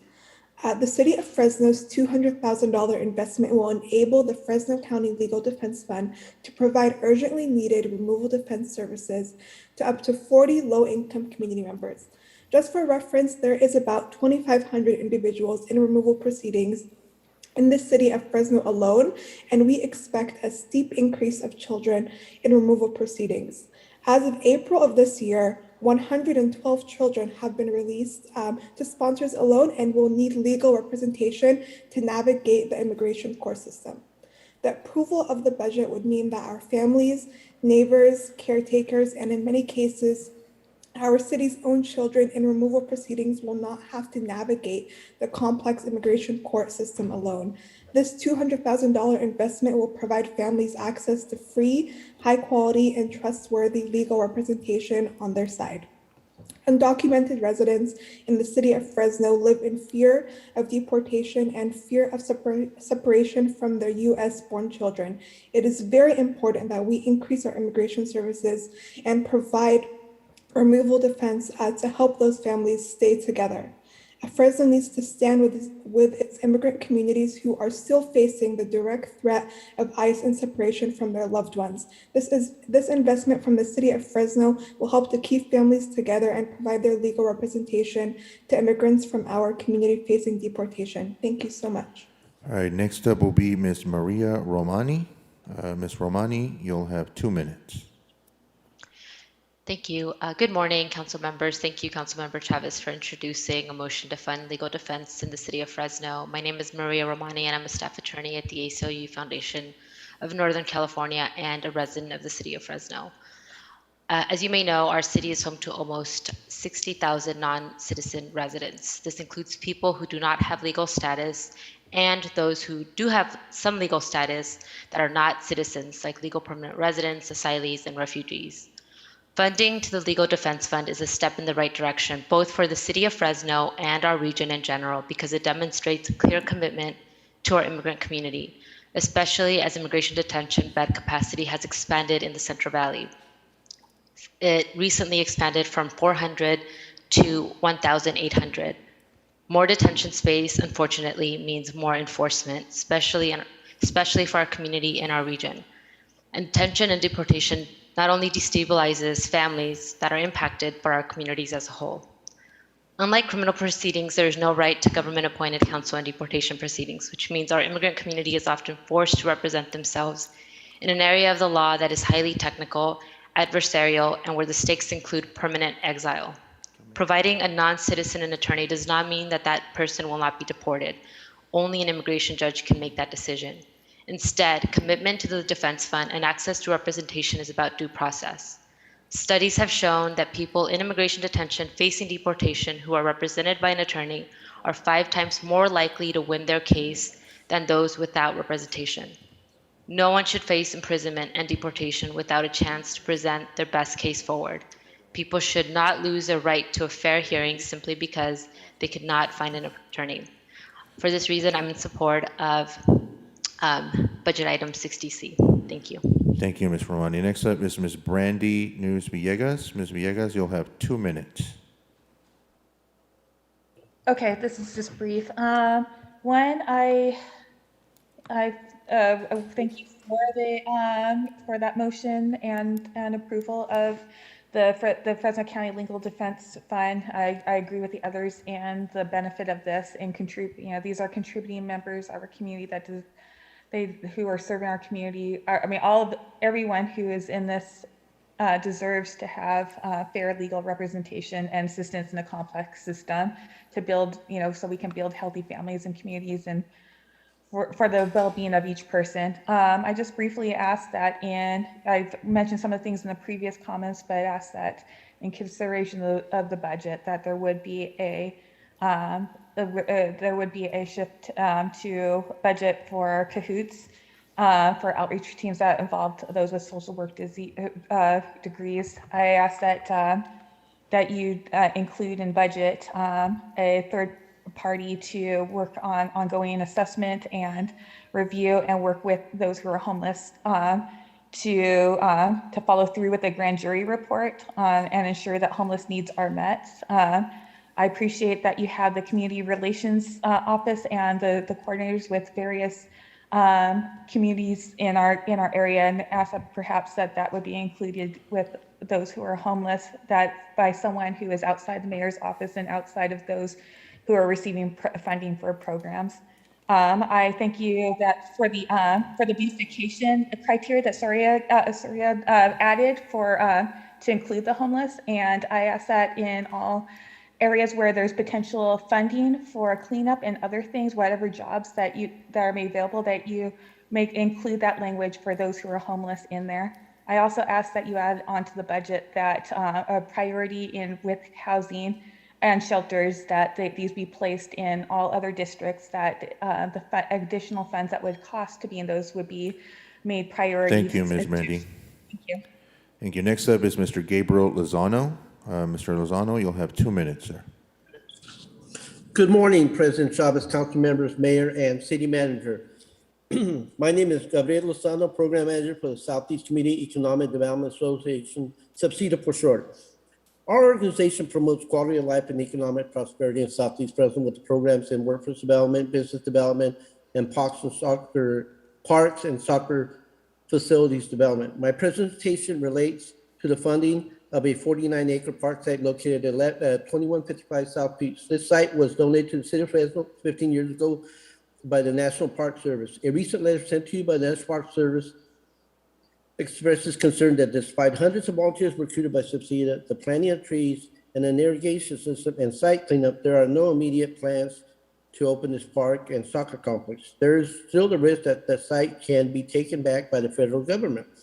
We are grateful to the city of Fresno for supporting Subsida and its current pending 6.9 Proposition 68 grant application to fund phase 1 of this project if the grant is approved. We are ready to meet the challenge to operate this facility. However, if the grant application is not approved, we have nothing, and that worries us and the National Park Service. This is why we have requested $2.5 million for the Measure P for this project site. These funds would help start the project if the Proposition 68 grant is not approved, or if approved, to start developing the remaining 39 acres. The park master plan clearly documents. The park needs more parks in Southfield, a low-income, high-need area. Many agencies have partnered with us. This is the type of project voters had in mind when they approved Measure P. It's an area that's underserved and neglected. I'd like to thank the president for including funding for the 49-acre park site under Motion 60. And I'd like to ask if you can tell me the amount of that was approved in Measure 60, the amount for funding for the 49-acre park site. And one thing I'd like to tell from a personal note, even more, I'm a United States Navy veteran. I gave my life to this country, and I feel that growing up in this area, a lifelong resident, I've bought into One Fresno. I've been part of 4 cleanups. I'm going to the Boys Club this weekend. And I just think that we lack that for the necessities for the kids. We want to reduce crime. We want to improve the neighborhood. We want to do a lot of things. I think this park is essential. It's economic. Jobs will be created. Green will reduce a lot of the stuff that's going on there, like early births, asthma rates, and so forth. It's needed. Thank you, Mr. Lozano. If you could wrap up, please. Okay, can do we know how much is being, on Proposition 60, the amount that's being allotted? Yeah, thank you, Mr. Lozano. We'll get you an answer. I will circle back with you. Next up will be Ms. Mai Tao. She queued up? Hi, can you hear me now? We can hear you. You'll have 2 minutes, Mai. Perfect, thank you. Good afternoon, Mayor Dyer, President Chavez, and council members. My name is Mai Tao, and I'm currently a resident in the city of Fresno and zip code 93727. Today, I'm representing the Central Labor Council of Fresno, Madera, Tulare, Kings counties, the nonprofit Central Valley Partnership, and myself as a first-generation Hmong American community member born and raised in Fresno. I'm here today in full support of the budget motion to hire a position to oversee the Office of Immigrant Affairs Committee and the $200K allocated for legal defense. In the city of Fresno, there are about 2,539 individuals in removal proceedings. And since the United States government does not appoint counsel to those in removal proceedings, about half of those individuals in removal proceedings initiate their case without any legal representation. These Fresno community members are asylum seekers, longtime legal residents, immigrant parents, spouses of US citizens, and even children. And as the daughter of Hmong refugees, I know firsthand the challenges of navigating the legal system and all of the linguistic barriers embedded in that entire process. So this budget allocation will, one, deepen the city's commitment to ensure that all community members have safeguards to their constitutional rights, and two, show that the city is invested in preserving family unity, and three, acknowledge that the immigrant families and workers are a vital part of the city's economy and essential workforce.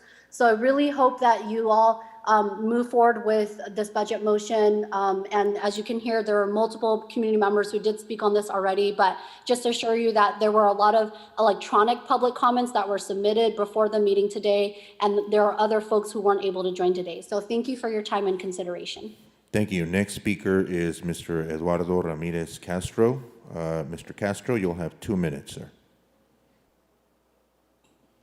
Hi, can you hear me okay? Yes, go ahead, sir.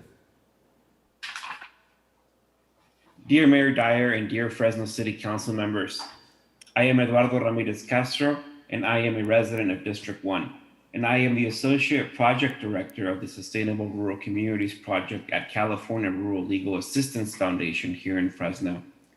My organization is pleased to support the Budget Motion 60C for the $200,000 for the Immigrant Legal Defense Investment that would provide urgently needed removal defense services to vulnerable Fresno residents facing removal proceedings in immigration court.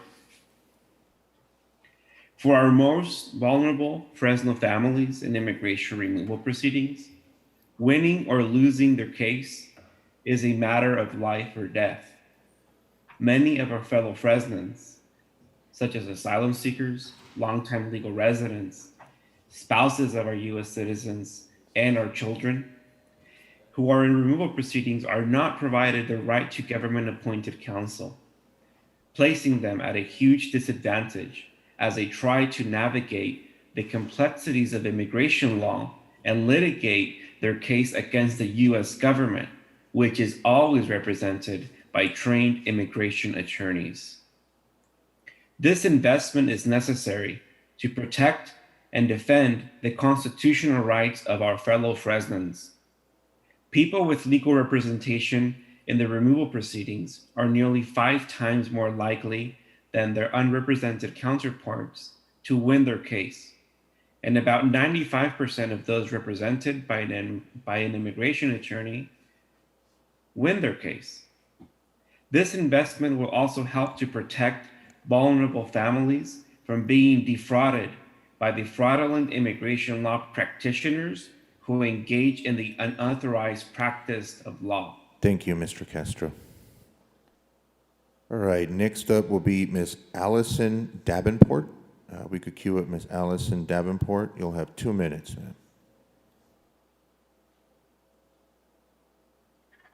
Good morning, members of the council. My name is Allison Davenport, and I'm here also to express my support for the city's $200,000 investment in the Fresno County Legal Defense Fund.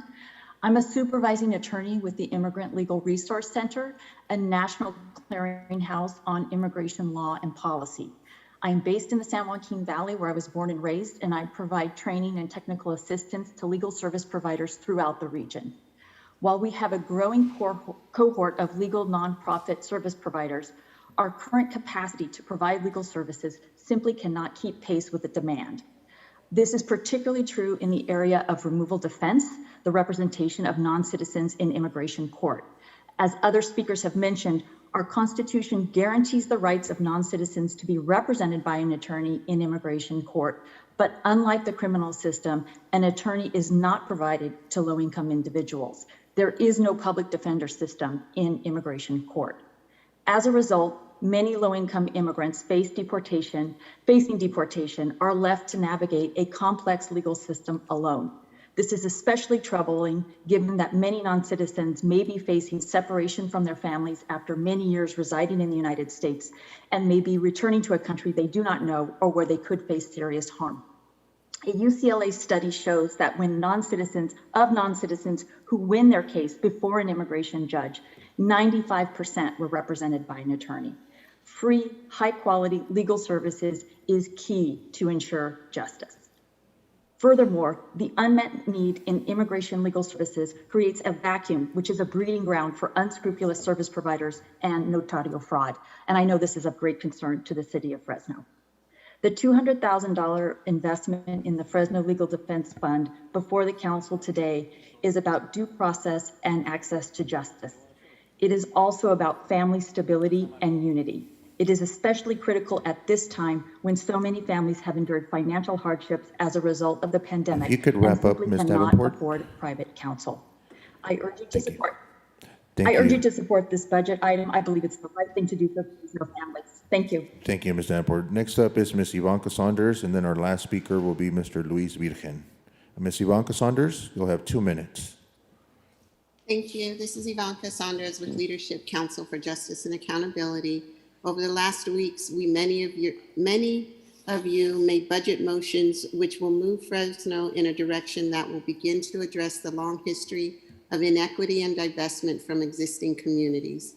I especially want to highlight the following motions: $100,000 to the mobile home needs assessment, the addition of $3.5 million for a total allocation of over $5 million for an affordable housing trust fund, and setting aside the $8 million for parks acquisition, the continuance of a Zero Fare Act and partnerships with public and private entities, the various motions made for investments in infrastructure projects, and finally, the motions made to allocate funding for housing and expanding the housing stock in Fresno, all very much needed. However, there are still issues that need to be addressed and budgeted for. This includes a 2-year commitment for a fully funded eviction program at $6 million a year. This is a critical investment, and we must have legal assistance available for residents as tenant protections put in place during the pandemic are set to expire soon. Additionally, there are several infrastructure needs in District 3, and we cannot emphasize enough the needs for parks and after-school programs for young people and Fresno residents to have access to, especially in historic neighborhoods where investment have been sparse. If we want to improve our city and create opportunities, we must begin significantly continuing investing in our young people and providing them the resources, experience, and outlets to better themselves. Thank you. All right, our last speaker will be Mr. Luis Virgen. Mr. Virgen, you'll have 2 minutes.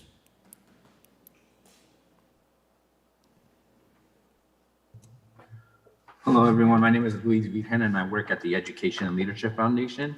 I'm currently a recently new hired attorney here and also a California immigration legal fellow. And the services I provide are removal defense services, and we're currently at capacity. And I only recently just started 6 months ago. Many of the clients face financial hardship, and there are many cases that I couldn't take because we don't have the capacity, nor do we have the services such as interpreter services to provide people. Not only do I support budget item 60C, I urge the council to increase the budget for the future and for the community of Fresno. Thank you. Right, thank you, Mr. Virgen. That concludes our public comment. City Manager, I believe we have to read into the record our Measure P comments, correct? Who's going to be doing that? Measure P or the? We need to read the Parks Commission recommendations into the Okay, record. do that, and then I'll handle the PAR. Perfect. I don't know what the Measure P. So Brianna, if you could let in either TJ Miller, that'd be great. TJ, if you could read for the council. Absolutely. Thank you. TJ Miller, Director of Parks and Recreation. The Parks, Recreation, and Arts Commission met on Monday, June 21st, 2021. The following motion was made and passed. Commissioner Scott Miller made a motion for the commission to recommend to the City Council that the commission supports the city's proposed budget as submitted and recommends completion of the Master Parks Plan, Cultural Arts Plan, and definition of the highest needs neighborhoods be completed before the end of the fiscal year. Commissioner Leon Barraza seconded the motion. The motion passed 8-1. Chair McCoy voted no. Thank you, TJ. All That was right. one of the conditions of the Measure P ordinance is that we needed to read that recommendation as part of the budget. Publicly, right before the budget, so we've satisfied that. Assistant City Manager Georgianne, you had one correction? Yes, to item 3E, file ID 21-22789, it's the position authorization resolution. We found a minor error where there was funding added for the mobile home code enforcement positions, but we neglected to add those 4 positions into the position authorization resolution. So we need to add 1 senior community revitalization specialist, 1 community revitalization specialist, and 2 community revitalization technicians. So if you could Council President, include those. I'll make a motion to include those amendments. All right, second that motion. We'll roll it up into the motions. City Attorney, procedurally, now that those have been written into the record, and I believe Councilmember Maxwell sent you the clarifying language as well for that item. Is that correct, City Manager? We have that? Okay. So with that incorporated, City Attorney, is it two separate motions? Can I take items 3A through F and the motion codifying everything we explained as one, or do they have to be separate? You can take everything together if you choose to. All right, As amended. Let's do that. Let's roll up everything that Vice President Esparza codified, the clarifications that the administration made, and items in the budget resolutions A through F, Section 3, as one soup motion, and make this simple. I'll make a motion to approve. All right. Council made. President, I do want to register my opposition to item 3F. Okay. 3F alone, my annual objection on principle. That's right. Duly noted. And I'll second that motion. Any opposition? Are we allowed to speak? Yes. Would you like to speak? Yes, please. Yeah. Councilman Carbazzi. And I will make this brief. You can hold me to it. I just want to thank staff for all the hard work. There are a lot of folks that aren't here today that have had to prepare all the notes for us, and it doesn't go unnoticed. You know, there are a lot of good things in this budget, but some principles fundamentally cannot be compromised, especially when it comes to the public safety. I still don't believe this document reflects the values of my district, and for my comfort level, I would need a lot more identified for economic development and public safety, and for that very reason, I have to reject this budget and vote no. Thank you. Councilmember Bredefeld? So I want to make clear, we're voting on 3A through 3F? Correct. All at once, okay. Correct. Well, I would like to register a no vote on 3C, Okay. which is adopting the budget. I'm opposed to it, and here's why. You know, we clearly have a major crisis in our city. We had 37 homicides, 37 murders this year. I was told that 3 were killed within 20 hours. Last year, we had 17 homicides at this time, so that's over 100% increase, setting new records for murders. We had 320 shootings this year. Last year, we had 225. That's an increase of almost 50%. We have 5 to 6 officers we're losing every month. We only have 699 that are active. We have 58 vacancies. We have 81 that are on disability. We only have 820 that are actually budgeted. I mean, there's a lot of numbers thrown around about hiring 120 officers in 15 months. It's a great goal, but we can't even fill the vacancies that we have. We have 911 dispatchers that are unable to respond within 5 or 10 seconds when we get a call. We don't meet the state average. We need 30 or 40 approximately 911 dispatchers. We don't have them in this budget. So while everybody touts this budget and how wonderful it is, hopefully you won't need a 911 dispatcher to call because you won't get an answer. And you may be dead. And the emergency will go unattended. That's not fixed in this budget. Councilman Carbazzi made a motion to increase the money for lateral hires, which is a good way to increase officers. That was rejected by this council, simply going from 10,000 to 20,000. That is not a lot of money in a $1.4 billion budget, and it was turned down. But what is in this budget is $250,000 for a South Tower Park that can be paid for with Measure P funds. We're now funding $300,000 for defending illegal immigrants. So understand the city of Fresno, your tax dollars are now being used to defend people here illegally. That is in this budget. We have $3 million that is used as a housing gap funding for Blackstone and Clinton. City manager, have we ever used general fund money for this kind of housing gap funding for any project? For housing gap funding, I'm not aware, in the 6 months I've been here, I'm not aware that we, City I'm not saying we attorney, haven't, but I'm are not you aware. aware? I don't know if we've ever used general fund money or $3 million.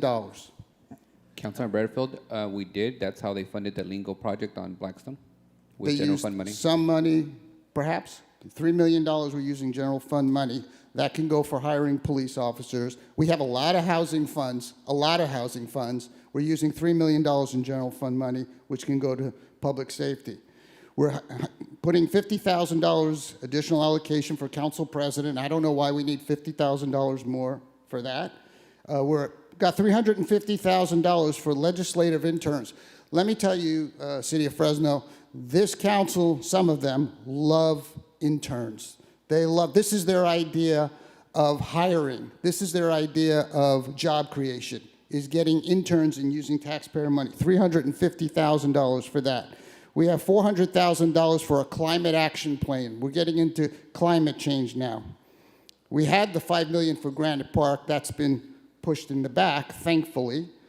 And then we have $2.1 million for parks, acquisition, and arts, which again are using general fund dollars, which we shouldn't be in light of Measure P and many other things. So when you add that up, it's $11.5 million that are being spent on these different things instead of what the number one priority is in our city, which is public safety. Every one of us campaign on it. Every one of us talk about it.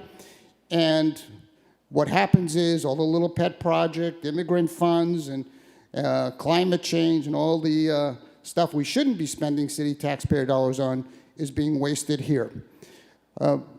We need money for lateral hires. We have police officers that aren't getting paid even equal to what Clovis police officers are getting. They're not even equitable in terms of their salaries. And we can't keep police because of that, and of course because of all of the attacks that are going on throughout the country on our law enforcement. 911, as I said, is not being fixed. So after this budget, and they touted at noon with their press conference how great this budget is, hopefully you don't need to have an emergency, because you may not get a response for 15 minutes, perhaps 10 minutes. This budget doesn't fix any of that. It doesn't do a thing for that. We have a recruiting and a retention crisis in the city of Fresno. A police hiring retention crisis.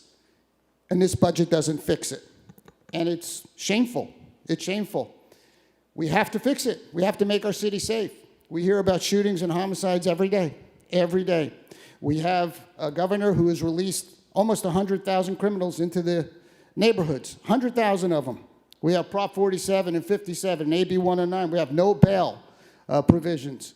We have criminals running all over the place. They know there's no accountability. They're in. Some idiot killed a 10-year-old boy. He was released the next day. Released. That's what's going on in our city. There's shootings in malls. It's unsafe. And this council is not addressing that. We are not really hiring any new police officers. It's kind of smoke and mirrors. That's really what it is. Talk about hiring, but no more police officers are being added. We're doing nothing to attract new officers here, and the city is unsafe. So I'm not going to support this budget.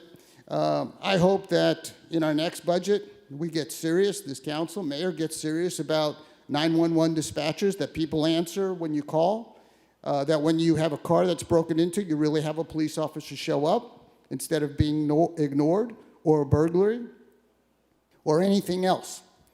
This is unacceptable, especially with all the millions of dollars that are being thrown at the city through federal monies and all kinds of things. So this is a budget that doesn't address the serious problems facing our city, the crisis we have with our police and not being able to hire or retain them, or calling 911. So I will be voting no. Thank you for that, Councilmember Bredefeld. And I just want to make sure that the public understands, and I know, you and I have had conversations about public safety, but the police chief that's sitting here today got every single item that he requested. And additionally, he actually got 20 community service officers that were put into the budget. So he actually got more, and I know, we disagree on what the appropriate numbers would be, but I can assure you that the chief is doing everything he can to make sure that we recruit folks, that we get good quality officers here, and I think these investments that we're making are going to make a difference in neighborhoods, particularly those CSOs that we know we'll be able to respond to burglaries, to vandalisms, to folks that get their homes or their garage broken into. That was the rationale behind, the council putting that in. And again, it might not be enough, but I just want to make sure the public understands that the police chief got everything that he requested and additional bodies. But there will be a lot more conversation, because I agree with what you described. Partly, we are in the middle of a crime wave. We are going to have to address that here in the near future. But I think we'll have some resources, and I'm actually looking forward to that conversation later on down the road. Gary, can I say something real quick? I was just going to say, I appreciate your comments, Council President. I think the chief supported the lateral hires that was turned down by this council, so he didn't get perhaps everything he would have wanted, and I'm not going to put him on the spot. I mean, he made his presentation, and it is what it is. I'm sure he would have loved to have 30 to 40 911 dispatchers budgeted through this. I'm sure he would have liked higher budgeting, and he would have liked every incentive possible to attract and retain police officers. I don't think that was given. Yes, community service officers were hired. That's a great step in the right direction. But when you're talking millions and millions and millions of dollars that are being wasted on immigrant defense funds and interns, our priorities are not where they need to be, and there's no doubt about that. Yeah, Council that's President? the conversation we have up here, right? One person's priority is somebody else. Councilmember Right. Karbasi and then Councilmember Yeah, and I Reyes. think, look, it's just a difference of philosophy. It's simple as that. We're going to have this vote. I just want to say for the record, Chief, the people of my district have full confidence in you. Thank you for coming out to the Sierra Sky Park with your kids last week. That was great. And we believe in what you're doing. And, it's our job as policymakers to give you the resources you need. I can't vote for the budget because I don't think we did that, but it's just a difference of philosophy. So thank you for your Councilmember service. Arias. Thank you, Council President. I just wanted to reiterate that this budget goes above and beyond with money of what the police chief and the mayor, the former police chief, requested. So I want to make that crystal clear. The department is receiving more money than what was proposed and requested in the mayor's budget. And as much as I enjoy my role of asking tough questions, understanding the return on investment, they are the experts in public policing, and we have taken their lead by funding above and beyond their proposed budget request. At the same time, we are for the first time rebuilding our city. Neighborhoods in my district that were promised sidewalks, curbs, gutters, streets 109 years ago will finally see that promise come to fruition. We no longer have to say, if only we had the money, we would fix our neighborhood. We're actually going to fix the neighborhood, starting with the oldest neighborhoods in South Fresno, because they have been patiently waiting for more than 100 years to have those promises kept. The budget process, in my view, is pretty simple. The first quarter, the mayor proposes his budget. The second quarter, the council proposes his changes. This year, 115 of them. The third quarter, it's a compromise. And it's great to see that the same day that we are adopting a budget that reflects the council and the administration's values is the same day that the president was able to announce a compromise on a $1 trillion infrastructure agreement. Congress hasn't worked for decades in finding compromise, and this body must continue to lead the effort in finding a compromise. And finally, the fourth quarter, it's about execution of that compromise. And that's where the city manager is going to step in to make sure that every item in this budget is executed. The promise is to hire new officers, the best and the brightest, is honored. The promise to fix the neighborhoods and build the parks included in this budget is honored. And that's going to be the work for the next year for us, is to make sure that we finish the fourth quarter by executing every single promise that this record budget includes. And Mayor, you have our commitment, you have my personal commitment as a council member, that my attention will be focused on execution of this budget. We're not going to get distracted with culture wars, with fake news, with allegations and claims. We're going to focus on the execution of this budget, and that's why we need additional support. That's why we ask for additional increases. I recognize that not everybody needs the same amount of resources, but my neighborhood does. It was redlined, it was de-invested in, it houses thousands of jobs and is burdened with the pollution of those jobs and the crumbling roads. And for the first time, I can stop apologizing to my residents and tell them that we're finally going to fund the improvements that they deserve and that they've been paying taxes for generations. And that's why I'm supporting this budget. I didn't get everything I wanted. There's some things that will be delayed, some things that will rely on Measure P, some things that will rely on the American Rescue Plan. But it's not about us getting everything we want or a singular agenda. It's about a whole city and rebuilding a city so that we improve the quality of life for everyone. And thank you, Mayor, for compromising. And thank you for your department heads for bringing forward their best ideas and thinking and requests. And to this body, who some of us have been working every night till midnight on trying to figure out how to balance this budget, including staff. I would say more like 1:30 a.m., Councilmember Arias, but who's keeping count? All right, with that, a motion was made, seconded. Any opposition? I think Councilmember Bredefeld and Carbasi were going to register no votes. Council President, can we get a roll vote? Sure, for let's do a dramatic roll call effect? vote. Yeah. City Clerk? And just to clarify, Councilmember Bredefeld, it's no vote on only C or all of it? Yeah, it would be a no vote on C. Okay. Let's do a roll call. Councilmember Soria? Councilmember Carbasi? No. Councilmember Arias? Yes. Councilmember Maxwell? Aye. Councilmember Bredefeld? No. Council Vice President Esparza?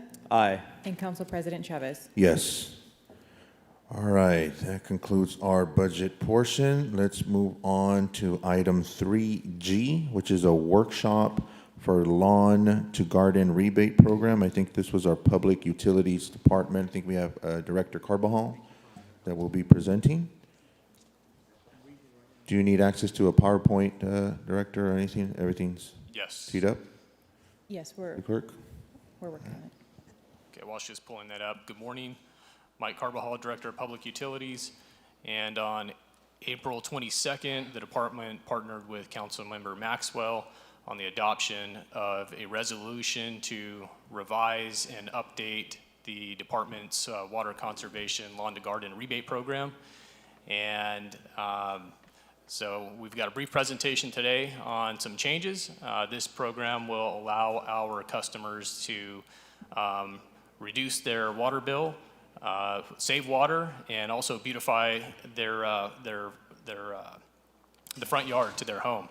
And so with that, I'm going to turn it over to our water conservation supervisor, Conrad Berganza. He's going to just do a brief update on some changes to the program, as well as update you on a new online water conservation rebate application portal.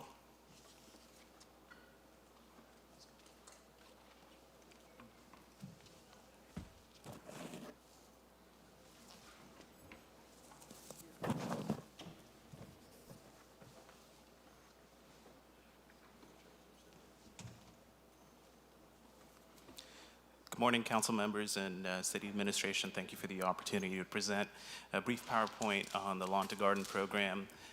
We currently have 12 incentives that we offer customers on water conservation rebates. And given our current situation with the drought conditions, we thought this would be a good time to update the Lawn to Garden incentive and provide a more equitable distribution of our rebate programs to customers. So this is just a brief PowerPoint on some of the changes we're making to streamline our application process and make it more accessible to our customers.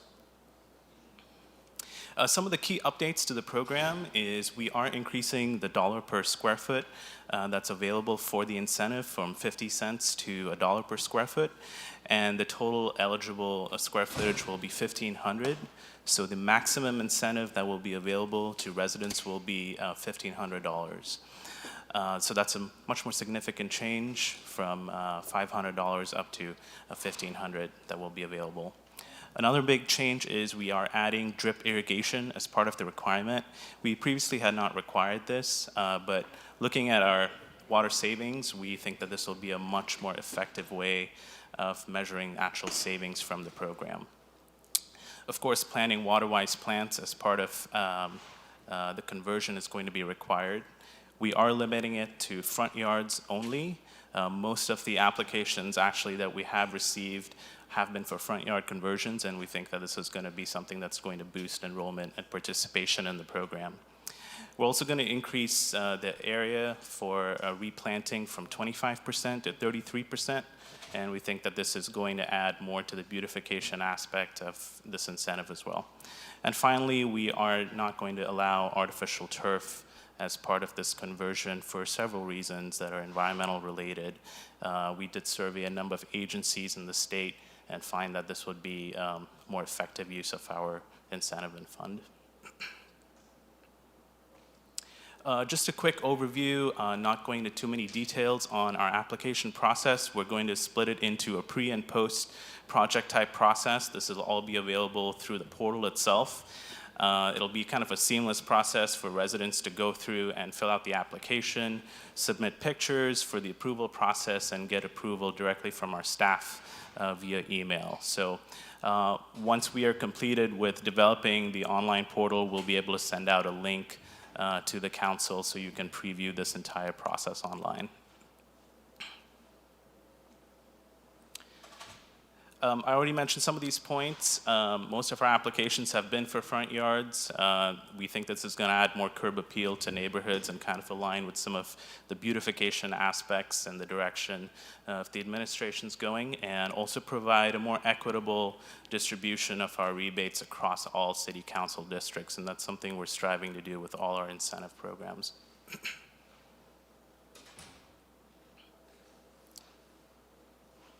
Just a couple of examples of before and after pictures here of some of our successful projects that have been completed and some of the water savings that we have seen in successful front yard conversions. In this case, we had a resident who converted their front yard with part edible landscape, edible garden landscape. And as you can see, they've included some DG, decomposed granite, as part of the conversion. And you can see the water savings here between pre and post completion of the project is really more than 60 to 70%. So that's definitely going to translate into some kind of water savings on their bill. And of course, they're adding more water-wise landscape to the curb. I have a quick question for you. Yes. If you go back to that image, my district is has a lot of these kind of designs where the city parks are in the city right-of-way, but it's the owners of the property that typically water the trees.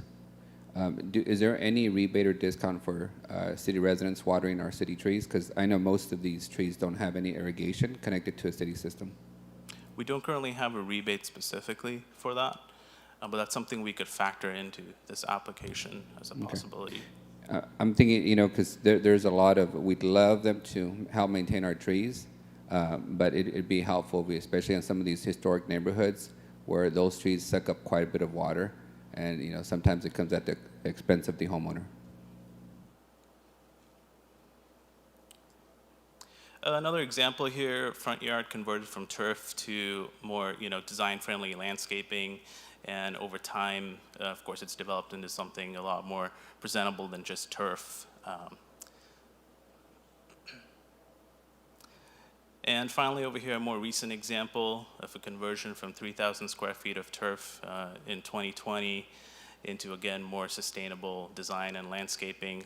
It's still too early to determine the water savings for these projects, but something that we're really interested in doing is actually quantifying the water savings on a year-to-year basis.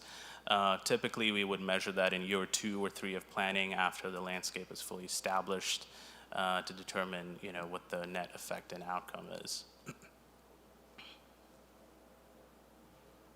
With that, I'd be happy to take any questions or discussion for consideration. We are actively developing the application process right now and making changes to the FAQ portion for residents, and that will be available July 1st and active on the website July 1st. Councilmember Maxwell, I think you had requested this presentation.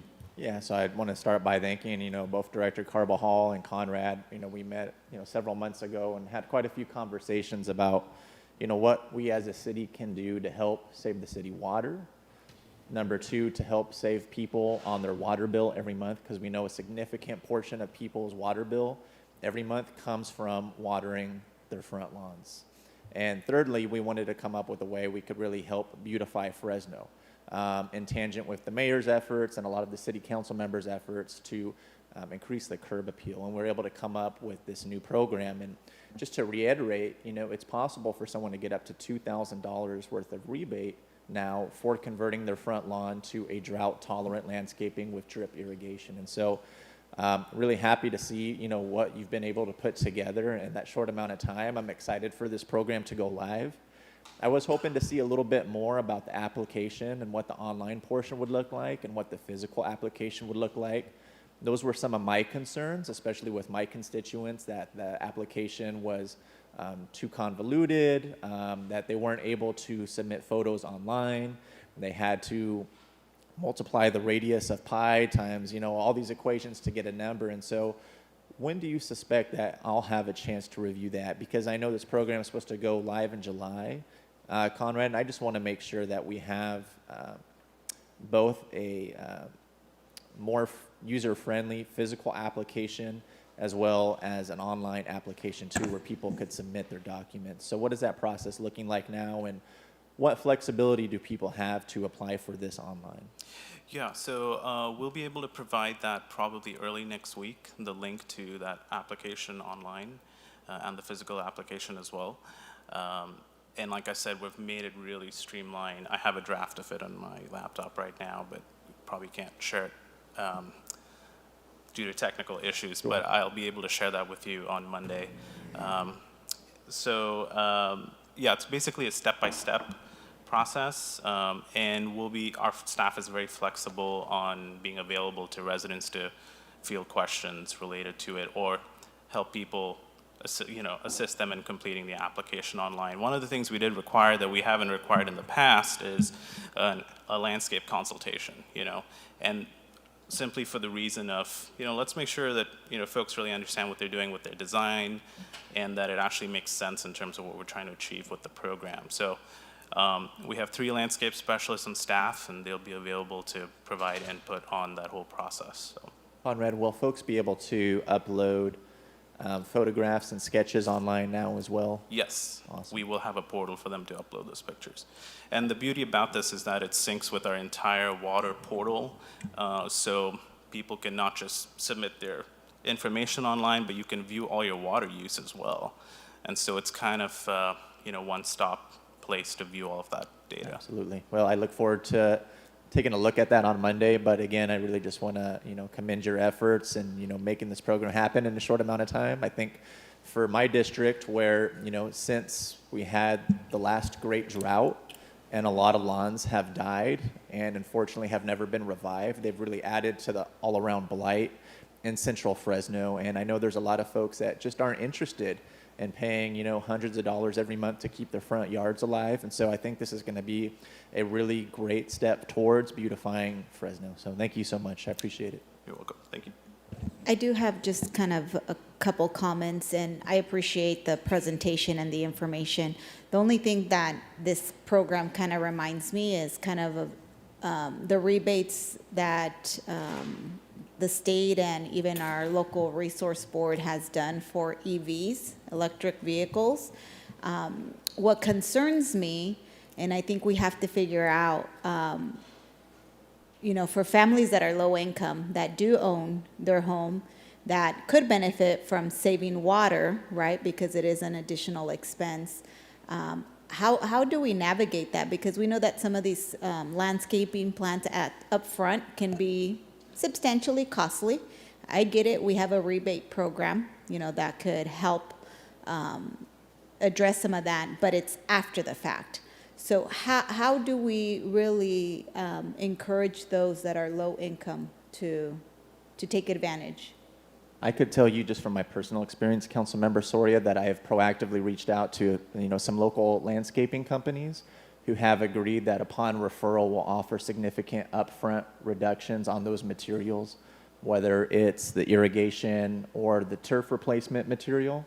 I don't know if Conrad has any further thoughts on that, but at least, for District 4, that's one of the programs that we're kind of working out on the side. So not only do you get a substantial rebate at the end, but upfront cost will be significantly reduced through these partnerships with landscaping companies.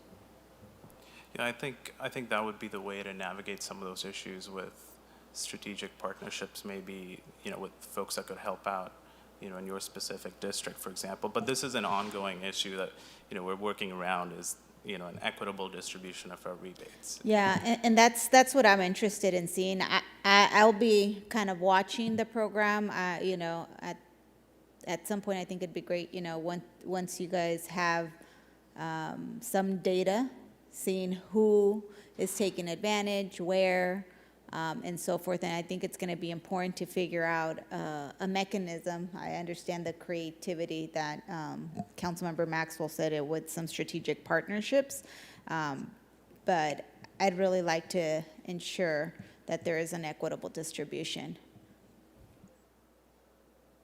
Other questions? Thank you.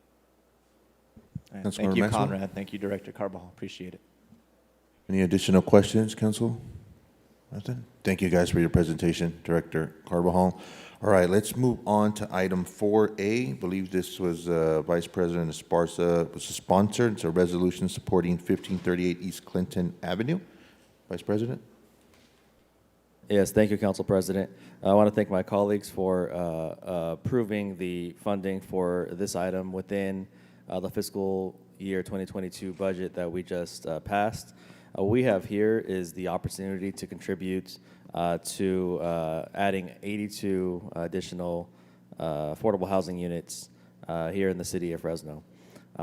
This is the opportunity to collaborate with a reputable developer who has worked successfully with the city of Fresno here in the very recent past, as seen by the housing development that is currently gone vertical on the corner the corner of McKinley and Blackstone.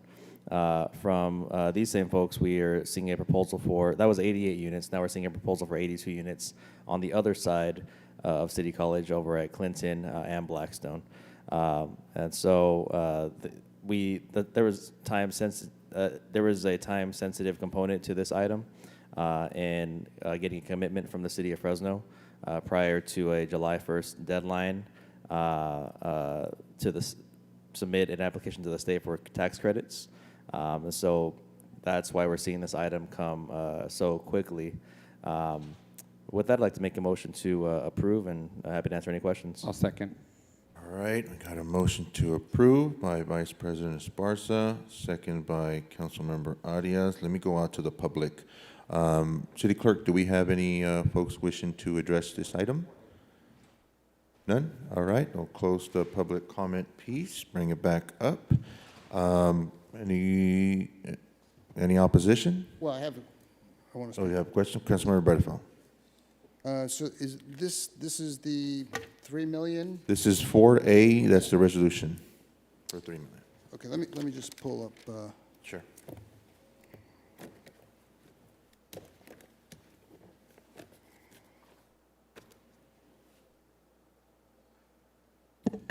Council President, while the council member gets ready, after this item, can we take up the other housing items too? Yeah, Special that's meeting what I'm notice? planning on doing, getting those out, those 3 items. Then we'll just have closed session right after that.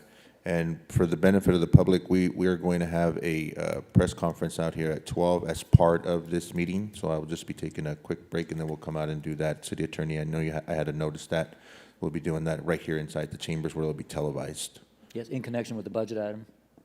Say that again? In connection with the budget item. That's correct. Okay, question I had, did staff review this proposal at all? We had reviewed the proposal. We went with the Lingo family. What we wanted to define was the different combinations and different colors of money that we might be able to make available to them to fill in some gap funding for them. And one of the things we wanted to do was make the investment in a way that avoided triggering the prevailing wage requirements. And so with the general fund money and the way we'll apply it, it really does help us to get this project out of the ground in a way that, just keeps it affordable for us, keeps it affordable for the developer. And so, yeah, we support this funding strategy for this project, for this particular company, for this particular project. Now, this is $3 million? $3 million, From the correct. general fund? From the general fund. So you support taking general fund money and using this for this? In this condition, in this year, and at the moment we're in, yeah, I do support, because of the housing. We need housing so bad. Mhm. Any combination we can get of different colors of money. So you will consider some other housing projects here for low-income housing tax credits as well. Those are going to be different colors of money. But again, we're just trying to figure all the different colors of money we have available. But aren't there other pots of money we get all kinds of federal, state money for housing. Aren't there other pots of money that we could be using? There are other pots of money. For this particular project, and I'll look for the council vice president to talk as well, we have a unique opportunity to make an investment of general funds in a way that doesn't trigger the prevailing wage requirement. So it keeps the project affordable for the developer, which then translates affordable for us. The other projects that we're looking at will tap into some of the federal entitlement, state entitlement, but they're already going to be triggering prevailing wage requirements. So it doesn't add any more prevailing wage. It just allows us to use that color there because that's the path that project's going down already. Okay, and so I just want to understand, Tommy, so you're saying because of all the other dollars that we've gotten, a lot of money, you're okay with this, but there are other sources that could have funded this $3 million? There's other funding sources we could apply to this, but it would have made the project more expensive by triggering the prevailing wage requirement. You know that for certain? That it Yeah, would- we worked with the city attorney's office and their funding agencies, and we were looking at can we do the offsites, can we do the waivers, can we do the fees, just all the different and it's like, with general fund for these items, the project can stay outside of the prevailing wage requirement. I can vouch for the administration. They spent countless hours and meetings on this month, right in the middle of budget season. The developer provided everything from the pro forma, the site plans, everything to the administration. They went in circles looking for a solution, and this is where they arrived at. Okay, and so the reason why I was wondering is because you had a letter for the other projects, and it wasn't in this This project went through a different channel, but it's the same. They're all applying for that low-income housing tax credit, limited dollars. They're all competing. There's no commitment on us that we're going to pay this money Okay. out. They got to win. So we got. And if you're comfortable with it, based on all of what you said, I will support this. And City Manager, just to clarify, the other projects that are on the list, all are already prevailing wage projects. Correct. So they're simply applying for new market tax credits, and they need the city's support for their application. All right, does that conclude your questions, Councilmember Berthelot? Yes. Okay. All right, a motion was made. Second, any opposition? Seeing none, motion carries. Council, let's go on to the housing, keeping in line with the housing theme for the open session special meetings. They're under open session. Item number 2, it's a resolution supporting FCTC Family LP submission of a low-income housing tax credit application. Do we have anybody that's going to speak on it, or do we just? Council President, if I make a motion to approve item number 2, 3, and 4, they're all essentially letters of support and commitment for the Housing Authority projects in order for them to leverage and submit their application by July 1st for new market tax credits. If they secure it, then we would be in a good position. Some of these include officially transitioning the motels to permanent affordable housing, which is what people have been asking us to start, applying for the state money to make that transition. And City Attorney, you just want to confirm we can take these 3 items up with one swoop, correct? Yes. All right, let's go out to public comment, taking all 3 items, 2, 3, and 4. Anybody from the public wishing to speak? Seeing none. All right, I'll close that public comment. Was there a motion made? Who made the motion?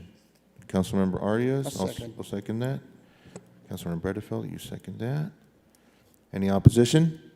Seeing none, motion carries.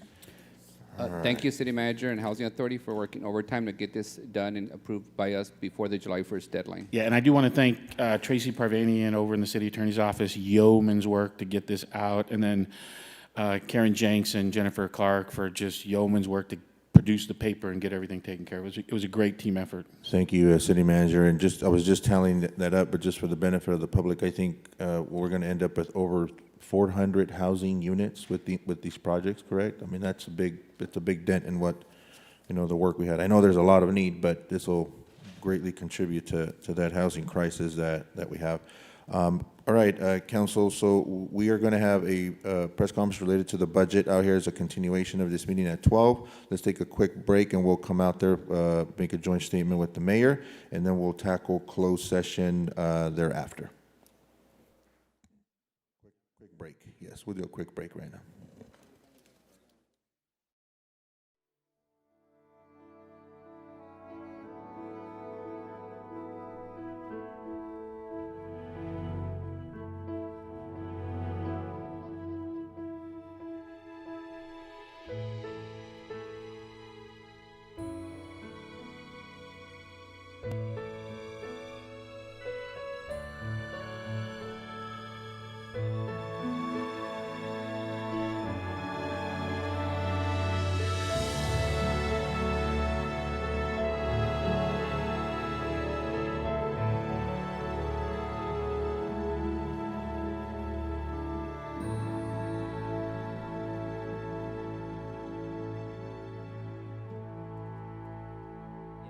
Real property negotiation concerning 2004 North Van Ness Boulevard, and also evaluation and negotiation concerning city clerk. And then we'll be back out here after that.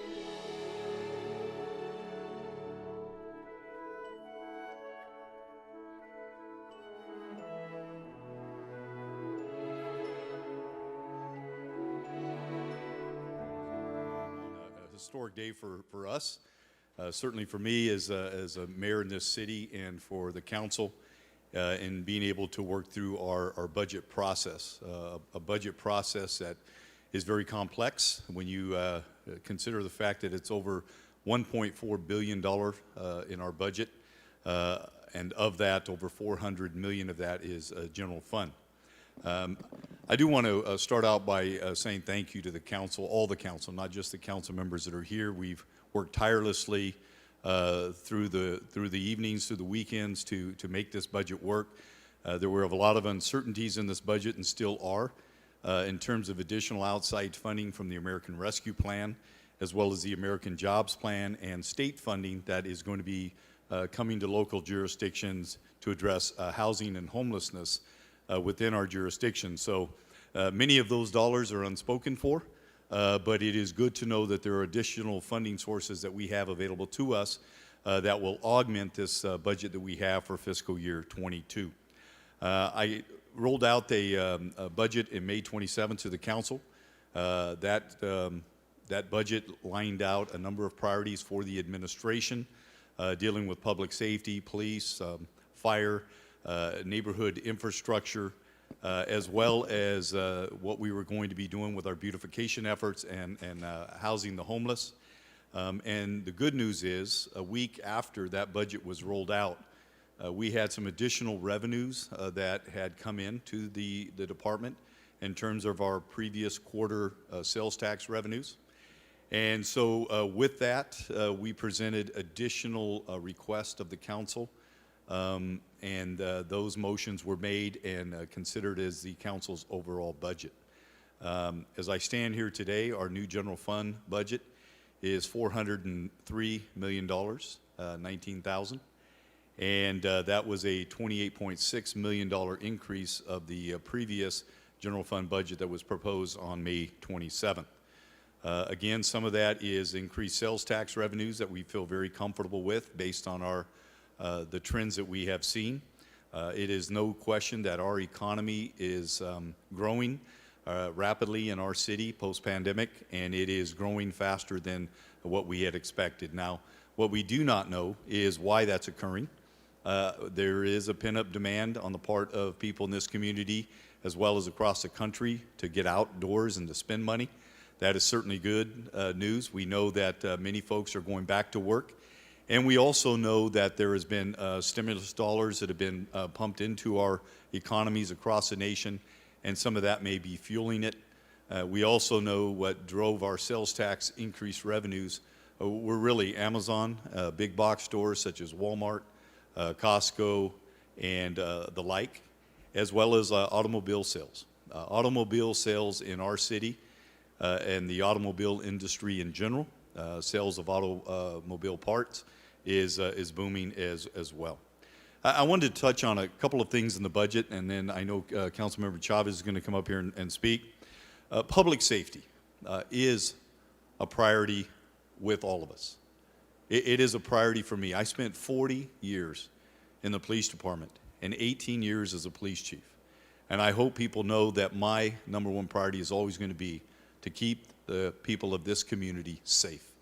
And in order to do that, they need to have sufficient resources and equipment, technology to do that. And I want everyone to know that when Chief Balderrama had our initial budget meeting with us and my administration, he had initially asked for that hiring plan of 78 police officers over 15 months. My response was, that is not going to be enough. That's not going to get us where we need to be. So I asked him to put together an aggressive hiring plan that would allow for the hiring of 120 police officers over a 15-month period, knowing that it's difficult to recruit in this environment, knowing that it takes time to train officers. All of those factors were considered in, and we adjusted our position authorization upwards from 838 to 850. So an additional 12 officers would be hired to this budget. I would have done more if I knew that we could get to that hiring goal or beyond it. And so that is an average of about 8 police officers a month being hired over the next 12 months. I am confident they're going to be able to meet that goal. And I know that there are 58 current vacancies. We have folks that are out on long-term absence.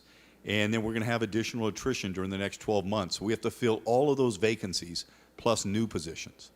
And so what we do know in the police department is that when you average that hiring out over the course of the year, we're not going to have all those officers at the beginning. And so we average it out with our budget department, and that's where we come with the funding of 820 police officers for the course of the year. But we can hire up to 850, and I'm confident we will. Chief Balderrama also, during his budget request, there were no requests for professional staff. I made the recommendation to this council to add 4 dispatchers, 10 community service officers, 4 crime scene investigators, and 2 background investigators. Also, to make sure that we were fully funded on our gunshot detection, as well as other technology initiatives that we will be pursuing in our American Rescue Plan dollars, and that is to make sure that 100% of our video policing cameras in the city of Fresno are operational. All of the equipment needs were met and then some. And so I do want you to know that those things were part of the mayor's budget. In addition to that, this council added additional 15 community service officers and 5 more crime scene investigators. And so the support personnel are important in a police department. And I would love to hire more dispatchers, and maybe we will be able to do that at some point during the year. But the reality is it's challenging right now with the number of vacancies and the training that has to occur to be able to add more dispatchers beyond what we're adding. But we will look at that during the course of the year. In terms of public safety, we're adding 42 firefighters. The highest number of firefighters that have been hired in a year since my remembrance. 42 firefighters. We're going to have 3 drill schools that we are funding so that those firefighters can be trained. We also added 6 support personnel for inspectors so that they could go out and do their job and to expedite our development process in our community and stimulate the economy. And so public safety has been a priority. But it's not just public safety. We are adding additional funds to our parks budget. This council has made that a priority. It is a priority with me as well. And so you saw those adjustments made today. We actually will have over $20 million in general fund for the parks. And that does not include the additional $29 million this coming year that will be provided through Measure P. So a substantial investment, $50 million into our parks this coming year. You see these Rebuild Fresno signs that Councilmember Chavez and the other council members have come up with. We are adding infrastructure dollars to our budget like never have we done in the past. And with the American Jobs Plan, as well as the American Rescue Plan dollars that we have, we're going to be able to invest hundreds of millions of dollars into our neighborhoods over the next few years. This budget allows for us to create the Homeless Assistance Response Team, not only having what we currently have, but adding 10 of our code enforcement officers to that team to go out there to focus on vacant buildings, blighted properties, so that we can address those homeless issues as well as our beautification issues. 10 more code enforcement officers that are being added to our Beautify Fresno, along with all of the equipment that this council is providing. So there are a lot of good things in this budget. Is it everything that I wanted? No. Is it everything the council wanted? No. But that is the art of budgeting and the compromise that occurs so that you can get to a balanced budget. And again, I want to thank the council for working tirelessly on this with our administration. Special thanks to City Manager Thomas Escueda, Francine Kane, City Manager Georgianne White, and Greg Barfield for all of their work. Our Budget Manager Henry Fierro, who worked every single weekend over the past several months and nights, as well as his staff. And again, this is a historic budget, but we're not done, because we still have to program the American Rescue Plan dollars, the American Jobs Plan dollars, and in addition to that, we're going to be receiving tens of millions of dollars from the state of California to further address our homeless issues and buy more motels and establish more housing. So again, this is a good budget overall. It may not make everyone happy, but I can tell you one thing: it should make the citizens of Fresno happy, because we have met their needs. Thank you. And with that, I'll have Council President Chavez come up.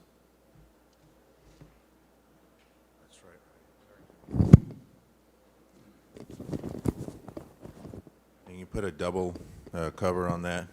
The mayor has been practically breathing on me all week, which feels like that. But I want to thank the mayor. I want to thank my colleagues. As the mayor said, this is a historic budget for the city of Fresno, and he's correct.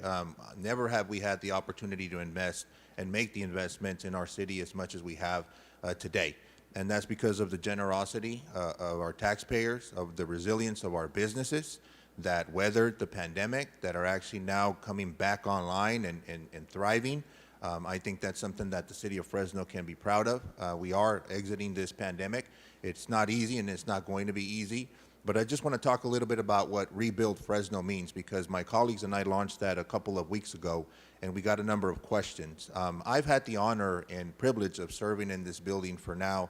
This will be my 10th year, going into my 11th. And I can tell you that I've seen budgets that were described as the good, the bad, and the ugly. But this is, to me, a once-in-a-generation opportunity to make those key investments, particularly in those disadvantaged neighborhoods that we've never had the opportunity to really invest in. Those neighborhoods that we know are in Southeast, Southwest, Central Fresno, the historic areas of what is the city of Fresno, from the Tower District to Calawa to Sunnyside and everything in between. I think you're going to see that reflected in this budget. And I said this earlier that, there's an old saying with budgeting that says, don't tell me what you value, show me your budget and I'll tell you what you value. I think the residents can see exactly where our strategic intent was for this budget. It's not finished yet. We still have a lot of conversations to have. And as many of you know, this is a blueprint that will guide the work that we do for the next year. But there's going to be a lot of conversations that this council and the mayor is going to have. And one of the things that we did that I'm very proud of is we incorporated those community resident voices. I know I did that, my colleagues did that. So this budget that you see here today is really reflective of the needs, the input, and the feedback that our residents gave us, not just during the last couple of weeks, but last couple of months. To receive $177 million through ARP. Good news, additional good news today is that there seems to be an agreement now reached with the infrastructure plan that will be coming down to cities across the country. We know that us being the 5th largest city, as the mayor mentioned, we're slated to receive additional resources. I think those are going to go a long way in helping us make those key investments. But I just want to flag a couple of projects because I think they're symbolic of where the city is at right now and going through our rebuilding Fresno. And I like to call it the South Fresno Renaissance, where we now have an opportunity to invest in regional parks that we did not before. We know that those amenities are going to be very, very important for our community. As many of you know, I represent Southeast Fresno, and everybody's been looking forward to a regional park. Through the generosity and the collaboration with my colleagues, that's going to happen for the residents of Southeast Fresno. We're going to have an opportunity to make an investment in my colleague, Councilwoman Soria's area, which we know is a park desert. We know that we've not had that opportunity in the past. And then the housing initiatives that you all saw today during the council meeting, I think there were 4 projects that came about that are going to yield over 400 units of affordable housing for our residents. Those are all essentially the components that we need in our city to improve our quality of life. We know that the pandemic has affected communities disproportionately. I said this before. We had the real definition of what is an essential worker. I'm very proud to represent a lot of those essential workers. And as you can see, a lot of the work that we did, that our colleagues, that the mayor did, was really focused on investing in those disadvantaged neighborhoods that we knew were ravaged by the pandemic because they didn't have access to a lot of those opportunities. There are going to be some couple of additional investments that I also want to flag that the city of Fresno made last year that are continuing now. Health clinics. We have 2 health clinics that are coming to disadvantaged neighborhoods, one in Southeast, one in Southwest.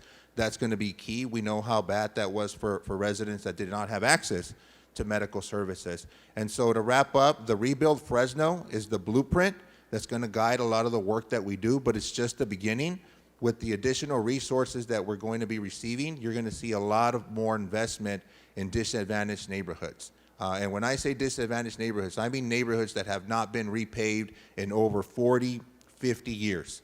That actually exists in the city of Fresno. Where we had the press conference, that neighborhood hadn't been repaved in over 30 years.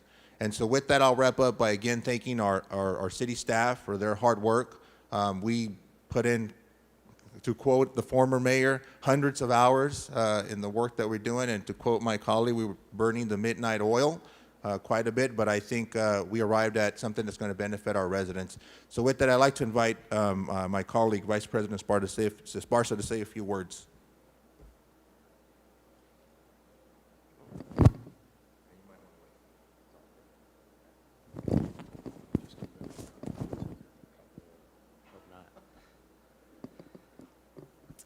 Thank you, Council President. So typically we're doing these press conferences before we pass something, so this is pretty nice. Reminds me much of those post-game press conferences where the professional athletes answer the obvious, right, to state the obvious. So I'll go ahead and do something along those lines. And with respect to that, you think of a basketball game and how the last 2 minutes happen in the last 30 minutes somehow. And that's exactly what it's been like in these last 2 to 3 days or so. I want to thank the mayor for not only delivering his initial proposed budget, but working with myself and council president to sort of hash out the final version of what you saw here today. Council president and I went into the room with the mayor, encompassing all the values of the city, and that's because we were up here. We represent our districts. We listen to our colleagues here on the dais who represent theirs, and so I'm very confident that this budget reflects the collective voices of the residents of Fresno, and I'm very proud to have voted yes. So in short, this budget is a good budget. This team that you see here delivered a great budget for the city of Fresno for this fiscal year. I will keep it short. I know we're standing between many of you on lunch, but before I head out, I'm going to introduce my colleague and friend over in District 4, Councilmember Maxwell.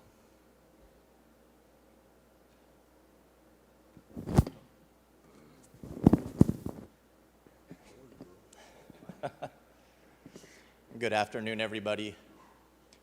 The week after I was elected to office, shelter in place began, not just for Fresno, but for this entire country. It was an extremely dark time where everything was all but certain. It was the largest economic downturn of my lifetime. We were facing a global pandemic. But make no mistake, what you witnessed here today with the adoption of this budget is a new dawn for the city of Fresno. And don't get me wrong, this is not the District 4 budget. This does not include all of the wants and desires and needs of just one council member. It includes hours, days, weeks, and months of collaboration, deliberation, and compromise with my colleagues and with the administration behind me. To the folks of District 4 throughout East Central Fresno, which I have the honor of representing, for the year going forward, this is what you're going to see when you look out your window every day. you're going to start seeing your roads getting repaved. You're going to see your sidewalks getting repaired, your trees getting trimmed. You're going to see new bike paths. You're going to see not just improved parks, but new parks around your neighborhoods. You're going to see more police officers, more crime scene investigators, more firefighters. You have the ability to get on the bus and go anywhere you want in our city for $0. We have not only an emergency rental program, but an eviction protection program as well to ensure that we have the safety nets we need to ensure that the folks of this city are protected when it comes to the uncertainties that lie ahead. This is a prime example of what happens not just when the federal, the state, and the local government works together, but what happens when you have a city council and a mayor's office that are willing to put aside their differences and come together on the things that matter most for the city.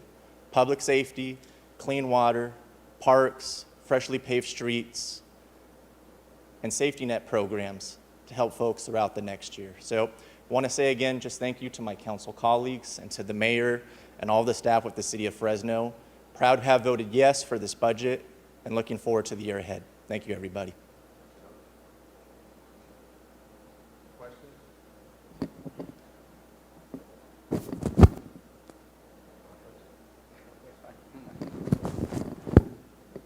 I'm going to keep my remarks short, but I do want to, again, thank the mayor and the budget staff, really, that put probably more hours than we did to put all those budget detail pages together.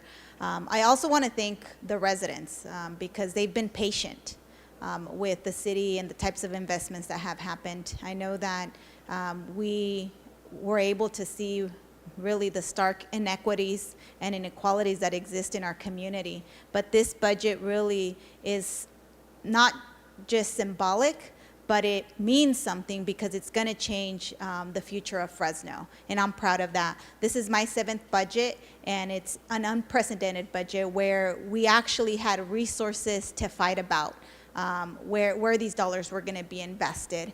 And so I know, as was mentioned, everyone didn't get everything they wanted, but we got so much that we can go back to our constituents and our districts to see really the difference that it's going to make in our neighborhoods.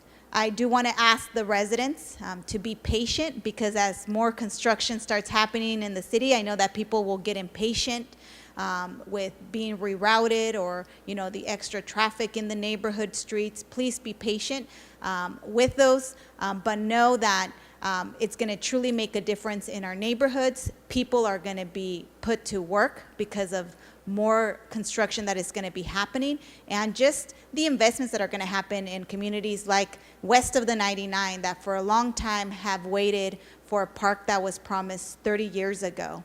In the Milburn and Dakota, that is going to happen, and it's going to happen in short over the next couple years as we go through to get it constructed.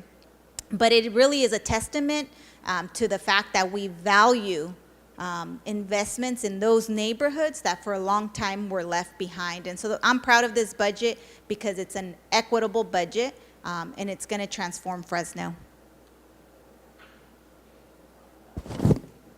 I got my own filter when I'm around the mayor. Let me try and bring this to a close. As has been mentioned today, the mayor didn't get his personal priorities, not all of them. None of these council members got their personal priorities. But you know who won the most in this budget? Neighborhoods and residents got the most they've ever received in city investments. And that's what Rebuild Fresno is about. It's prioritizing neighborhoods and basic requests of residents on the top of the list. That's what this budget achieves. For those of you who were at the press conference, ever since I got elected, I've been on an apology tour in my district, apologizing to South Tower for not having sidewalks, streets, curbs, and gutters for 109 years, apologizing to West Fresno for having a regional park on top of a landfill, apologizing to the west of the 99 and Central Unified for all the bottlenecks west of the 99, apologizing to downtown for not having water and sewer lines to actually accommodate the higher density housing that everybody wants. This budget sets a record amount of resources for new housing, for neighborhood infrastructure, for parks, and we will take care of our employees like we have during the pandemic. We'll engage in that process.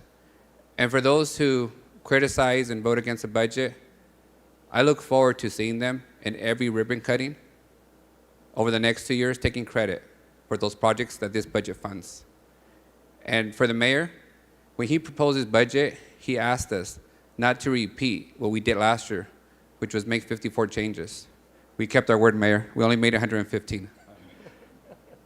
But that's probably the best description of this governance team that is before you today. We put aside our artificial expectations. We focus on what's best for neighborhoods and the people that we serve. We set aside philosophical differences. We don't engage in cultural wars and fake fights.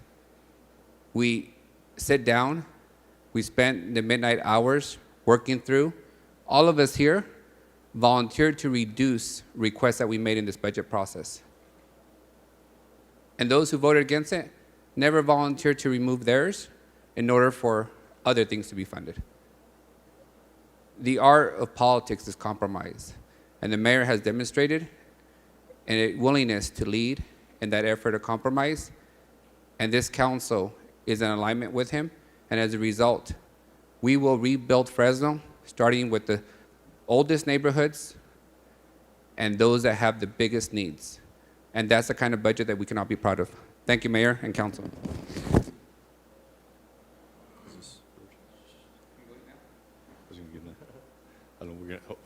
Hopefully you all hung on to your mini hairnets here. All right, we'll open up to any questions that you have. Yes, Brianna?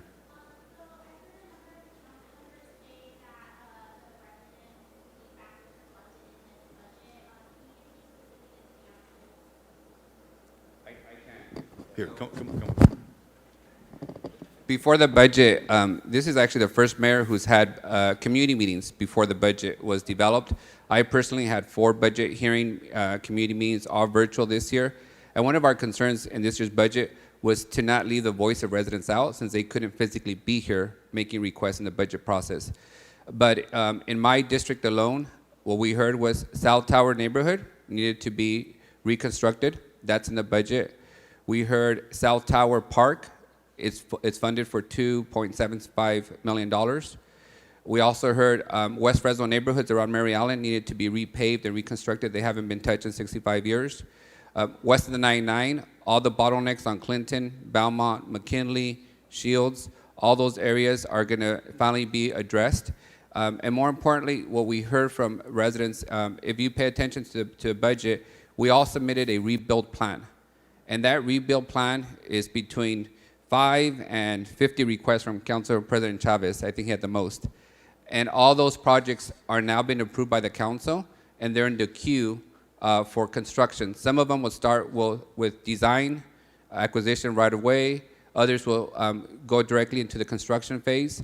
So the budget includes every rebuild plan for every council district that was submitted, and that's probably the biggest portion and the biggest win for the community. Yes, so I want to just echo something that Councilmember Arias said.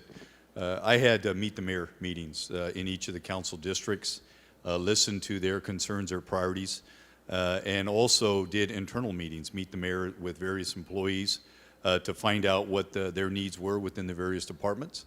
And in addition to that, we did an assessment of our overall permitting, inspection, plan check process, which that internal review allowed us to make some decisions, which ultimately we added 12 people to the Planning Development Department in order to expedite the process of doing all of those things, as well as the fire department adding more inspectors. So, and that is in addition to the time that all of us take in the neighborhoods listening to folks.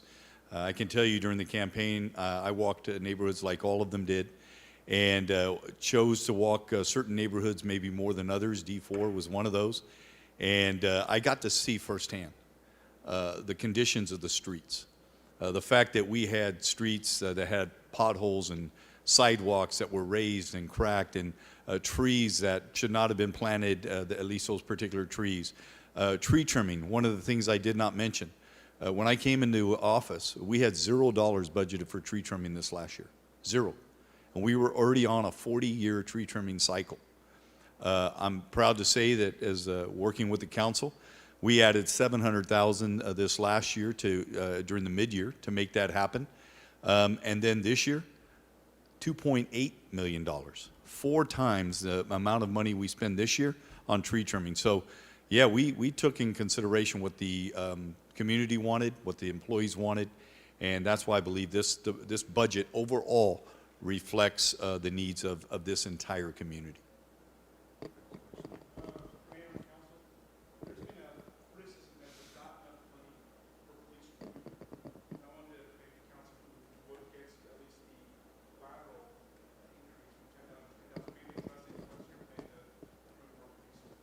Before Councilmember Arias does, let me just say this. We are in contract negotiations right now with a number of our labor organizations. That is the appropriate venue for those discussions to occur, whether that is lateral hiring incentives, retention plans and bonuses, salary increases. And so the last place that should be done, quite frankly, is here on the dais. And so we are in negotiations. I spoke with the POA leadership earlier today and let them know that we were committed to resuming those negotiations, and that that we have the option to, or what the plan has been in the years past, or the process, is you negotiate contracts in good faith through those sessions. You identify what you're going to provide in terms of pay, benefits, incentives. You then accumulate those dollars, and then you come back at some point during the year, look at where your revenues are, and then you make a mid-year appropriation adjustment to cover those needs. And in this year, we have an added benefit of American Rescue Plan dollars that should we not have sufficient revenues, we can utilize those dollars as well. So that's the process. So I don't want anybody to think that we're not trying to do the things that's going to attract police officers, keep police officers, or any of those things. There's also things that we're working on with perhaps take-home police cars in addition to what we have today. So a lot of ways. And again, I spent 18 years as a police chief. I went through difficult times of hiring. I know what it is to face large numbers of vacancies. But the simple fact is, there's been a pretty deep hole dug in the police department vacancies, as well as the fire department, in terms of the shortage of firefighters. We're addressing those needs this year, and we'll continue to address them in the years to come. If I may, Mayor, from my perspective, it's irresponsible to govern and to budget through sound bites. As the mayor noted, we have vacancies across the whole city, every department. And the administration has a responsibility to come forward with a plan for all those vacancies.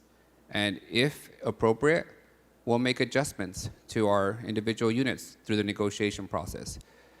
But we don't do negotiations through sound bites, and we don't do compensation and budgeting through sound bites. This council has done the heavy lifting of looking at every item in a comprehensive manner and in a holistic manner. And I have full confidence that the police chief and the mayor know what they're doing when it comes to recruitment of police officers. And if and when they make a request for adjustments to achieve their goal of 150 officers, the council will consider it in the context of every other vacancy and a city priority that we have. And, you know, to kind of finalize this, David, this council has never, ever not funded our police department. And I want to make sure that the public understands that, because it's so critical and important. And I heard the comments that were said by my colleague, and I respectfully disagree with the picture that was painted. Because if you look at the budget from last year to this year, we've increased the budget for the police department significantly. So I don't want the perception out there for the public to be that we're not supporting our police department. Our chief, who has now been on the job for 6+ months, has done a great job of now bringing his own approach. And I see a lot of great things, and I think we need to defer to him and give him the respect that he needs as a police chief administrator to deploy his officers the way that he sees fit. I at least have confidence. I know the mayor has confidence, and this council has confidence in him. So I don't want that narrative to be floating out there. And as the mayor mentioned and the council reaffirmed, we actually added 15 additional CSO officers. And what that means is that when somebody's home gets burglarized or their car is broken into, 25, Mayor, correct, they will actually be able to respond and not just have to do an online report. So that is going to go a long ways for our police department. So public safety was a big priority for this council, and we just want to make sure that that is understood by the community. Thank you, guys. Thank you all. Appreciate you guys. Oh, one more question.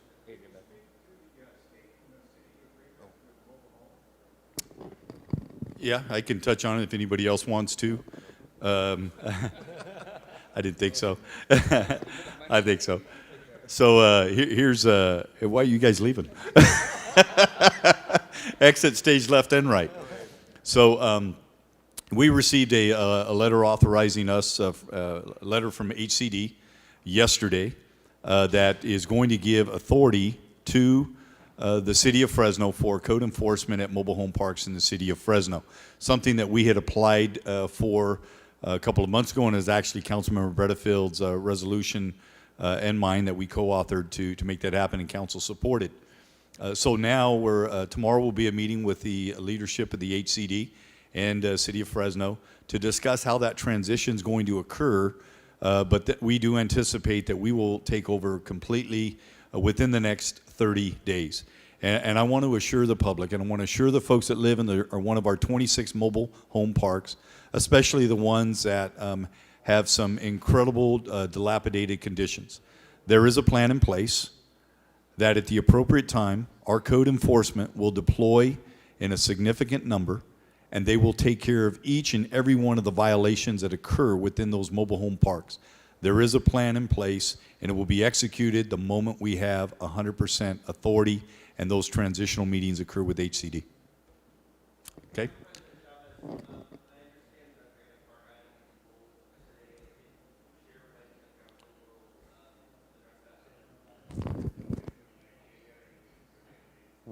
We can't comment on that publicly per our city attorney. There's still some work that needs to be done, so unfortunately we can't comment on that. All right. Thank you, guys. Appreciate it.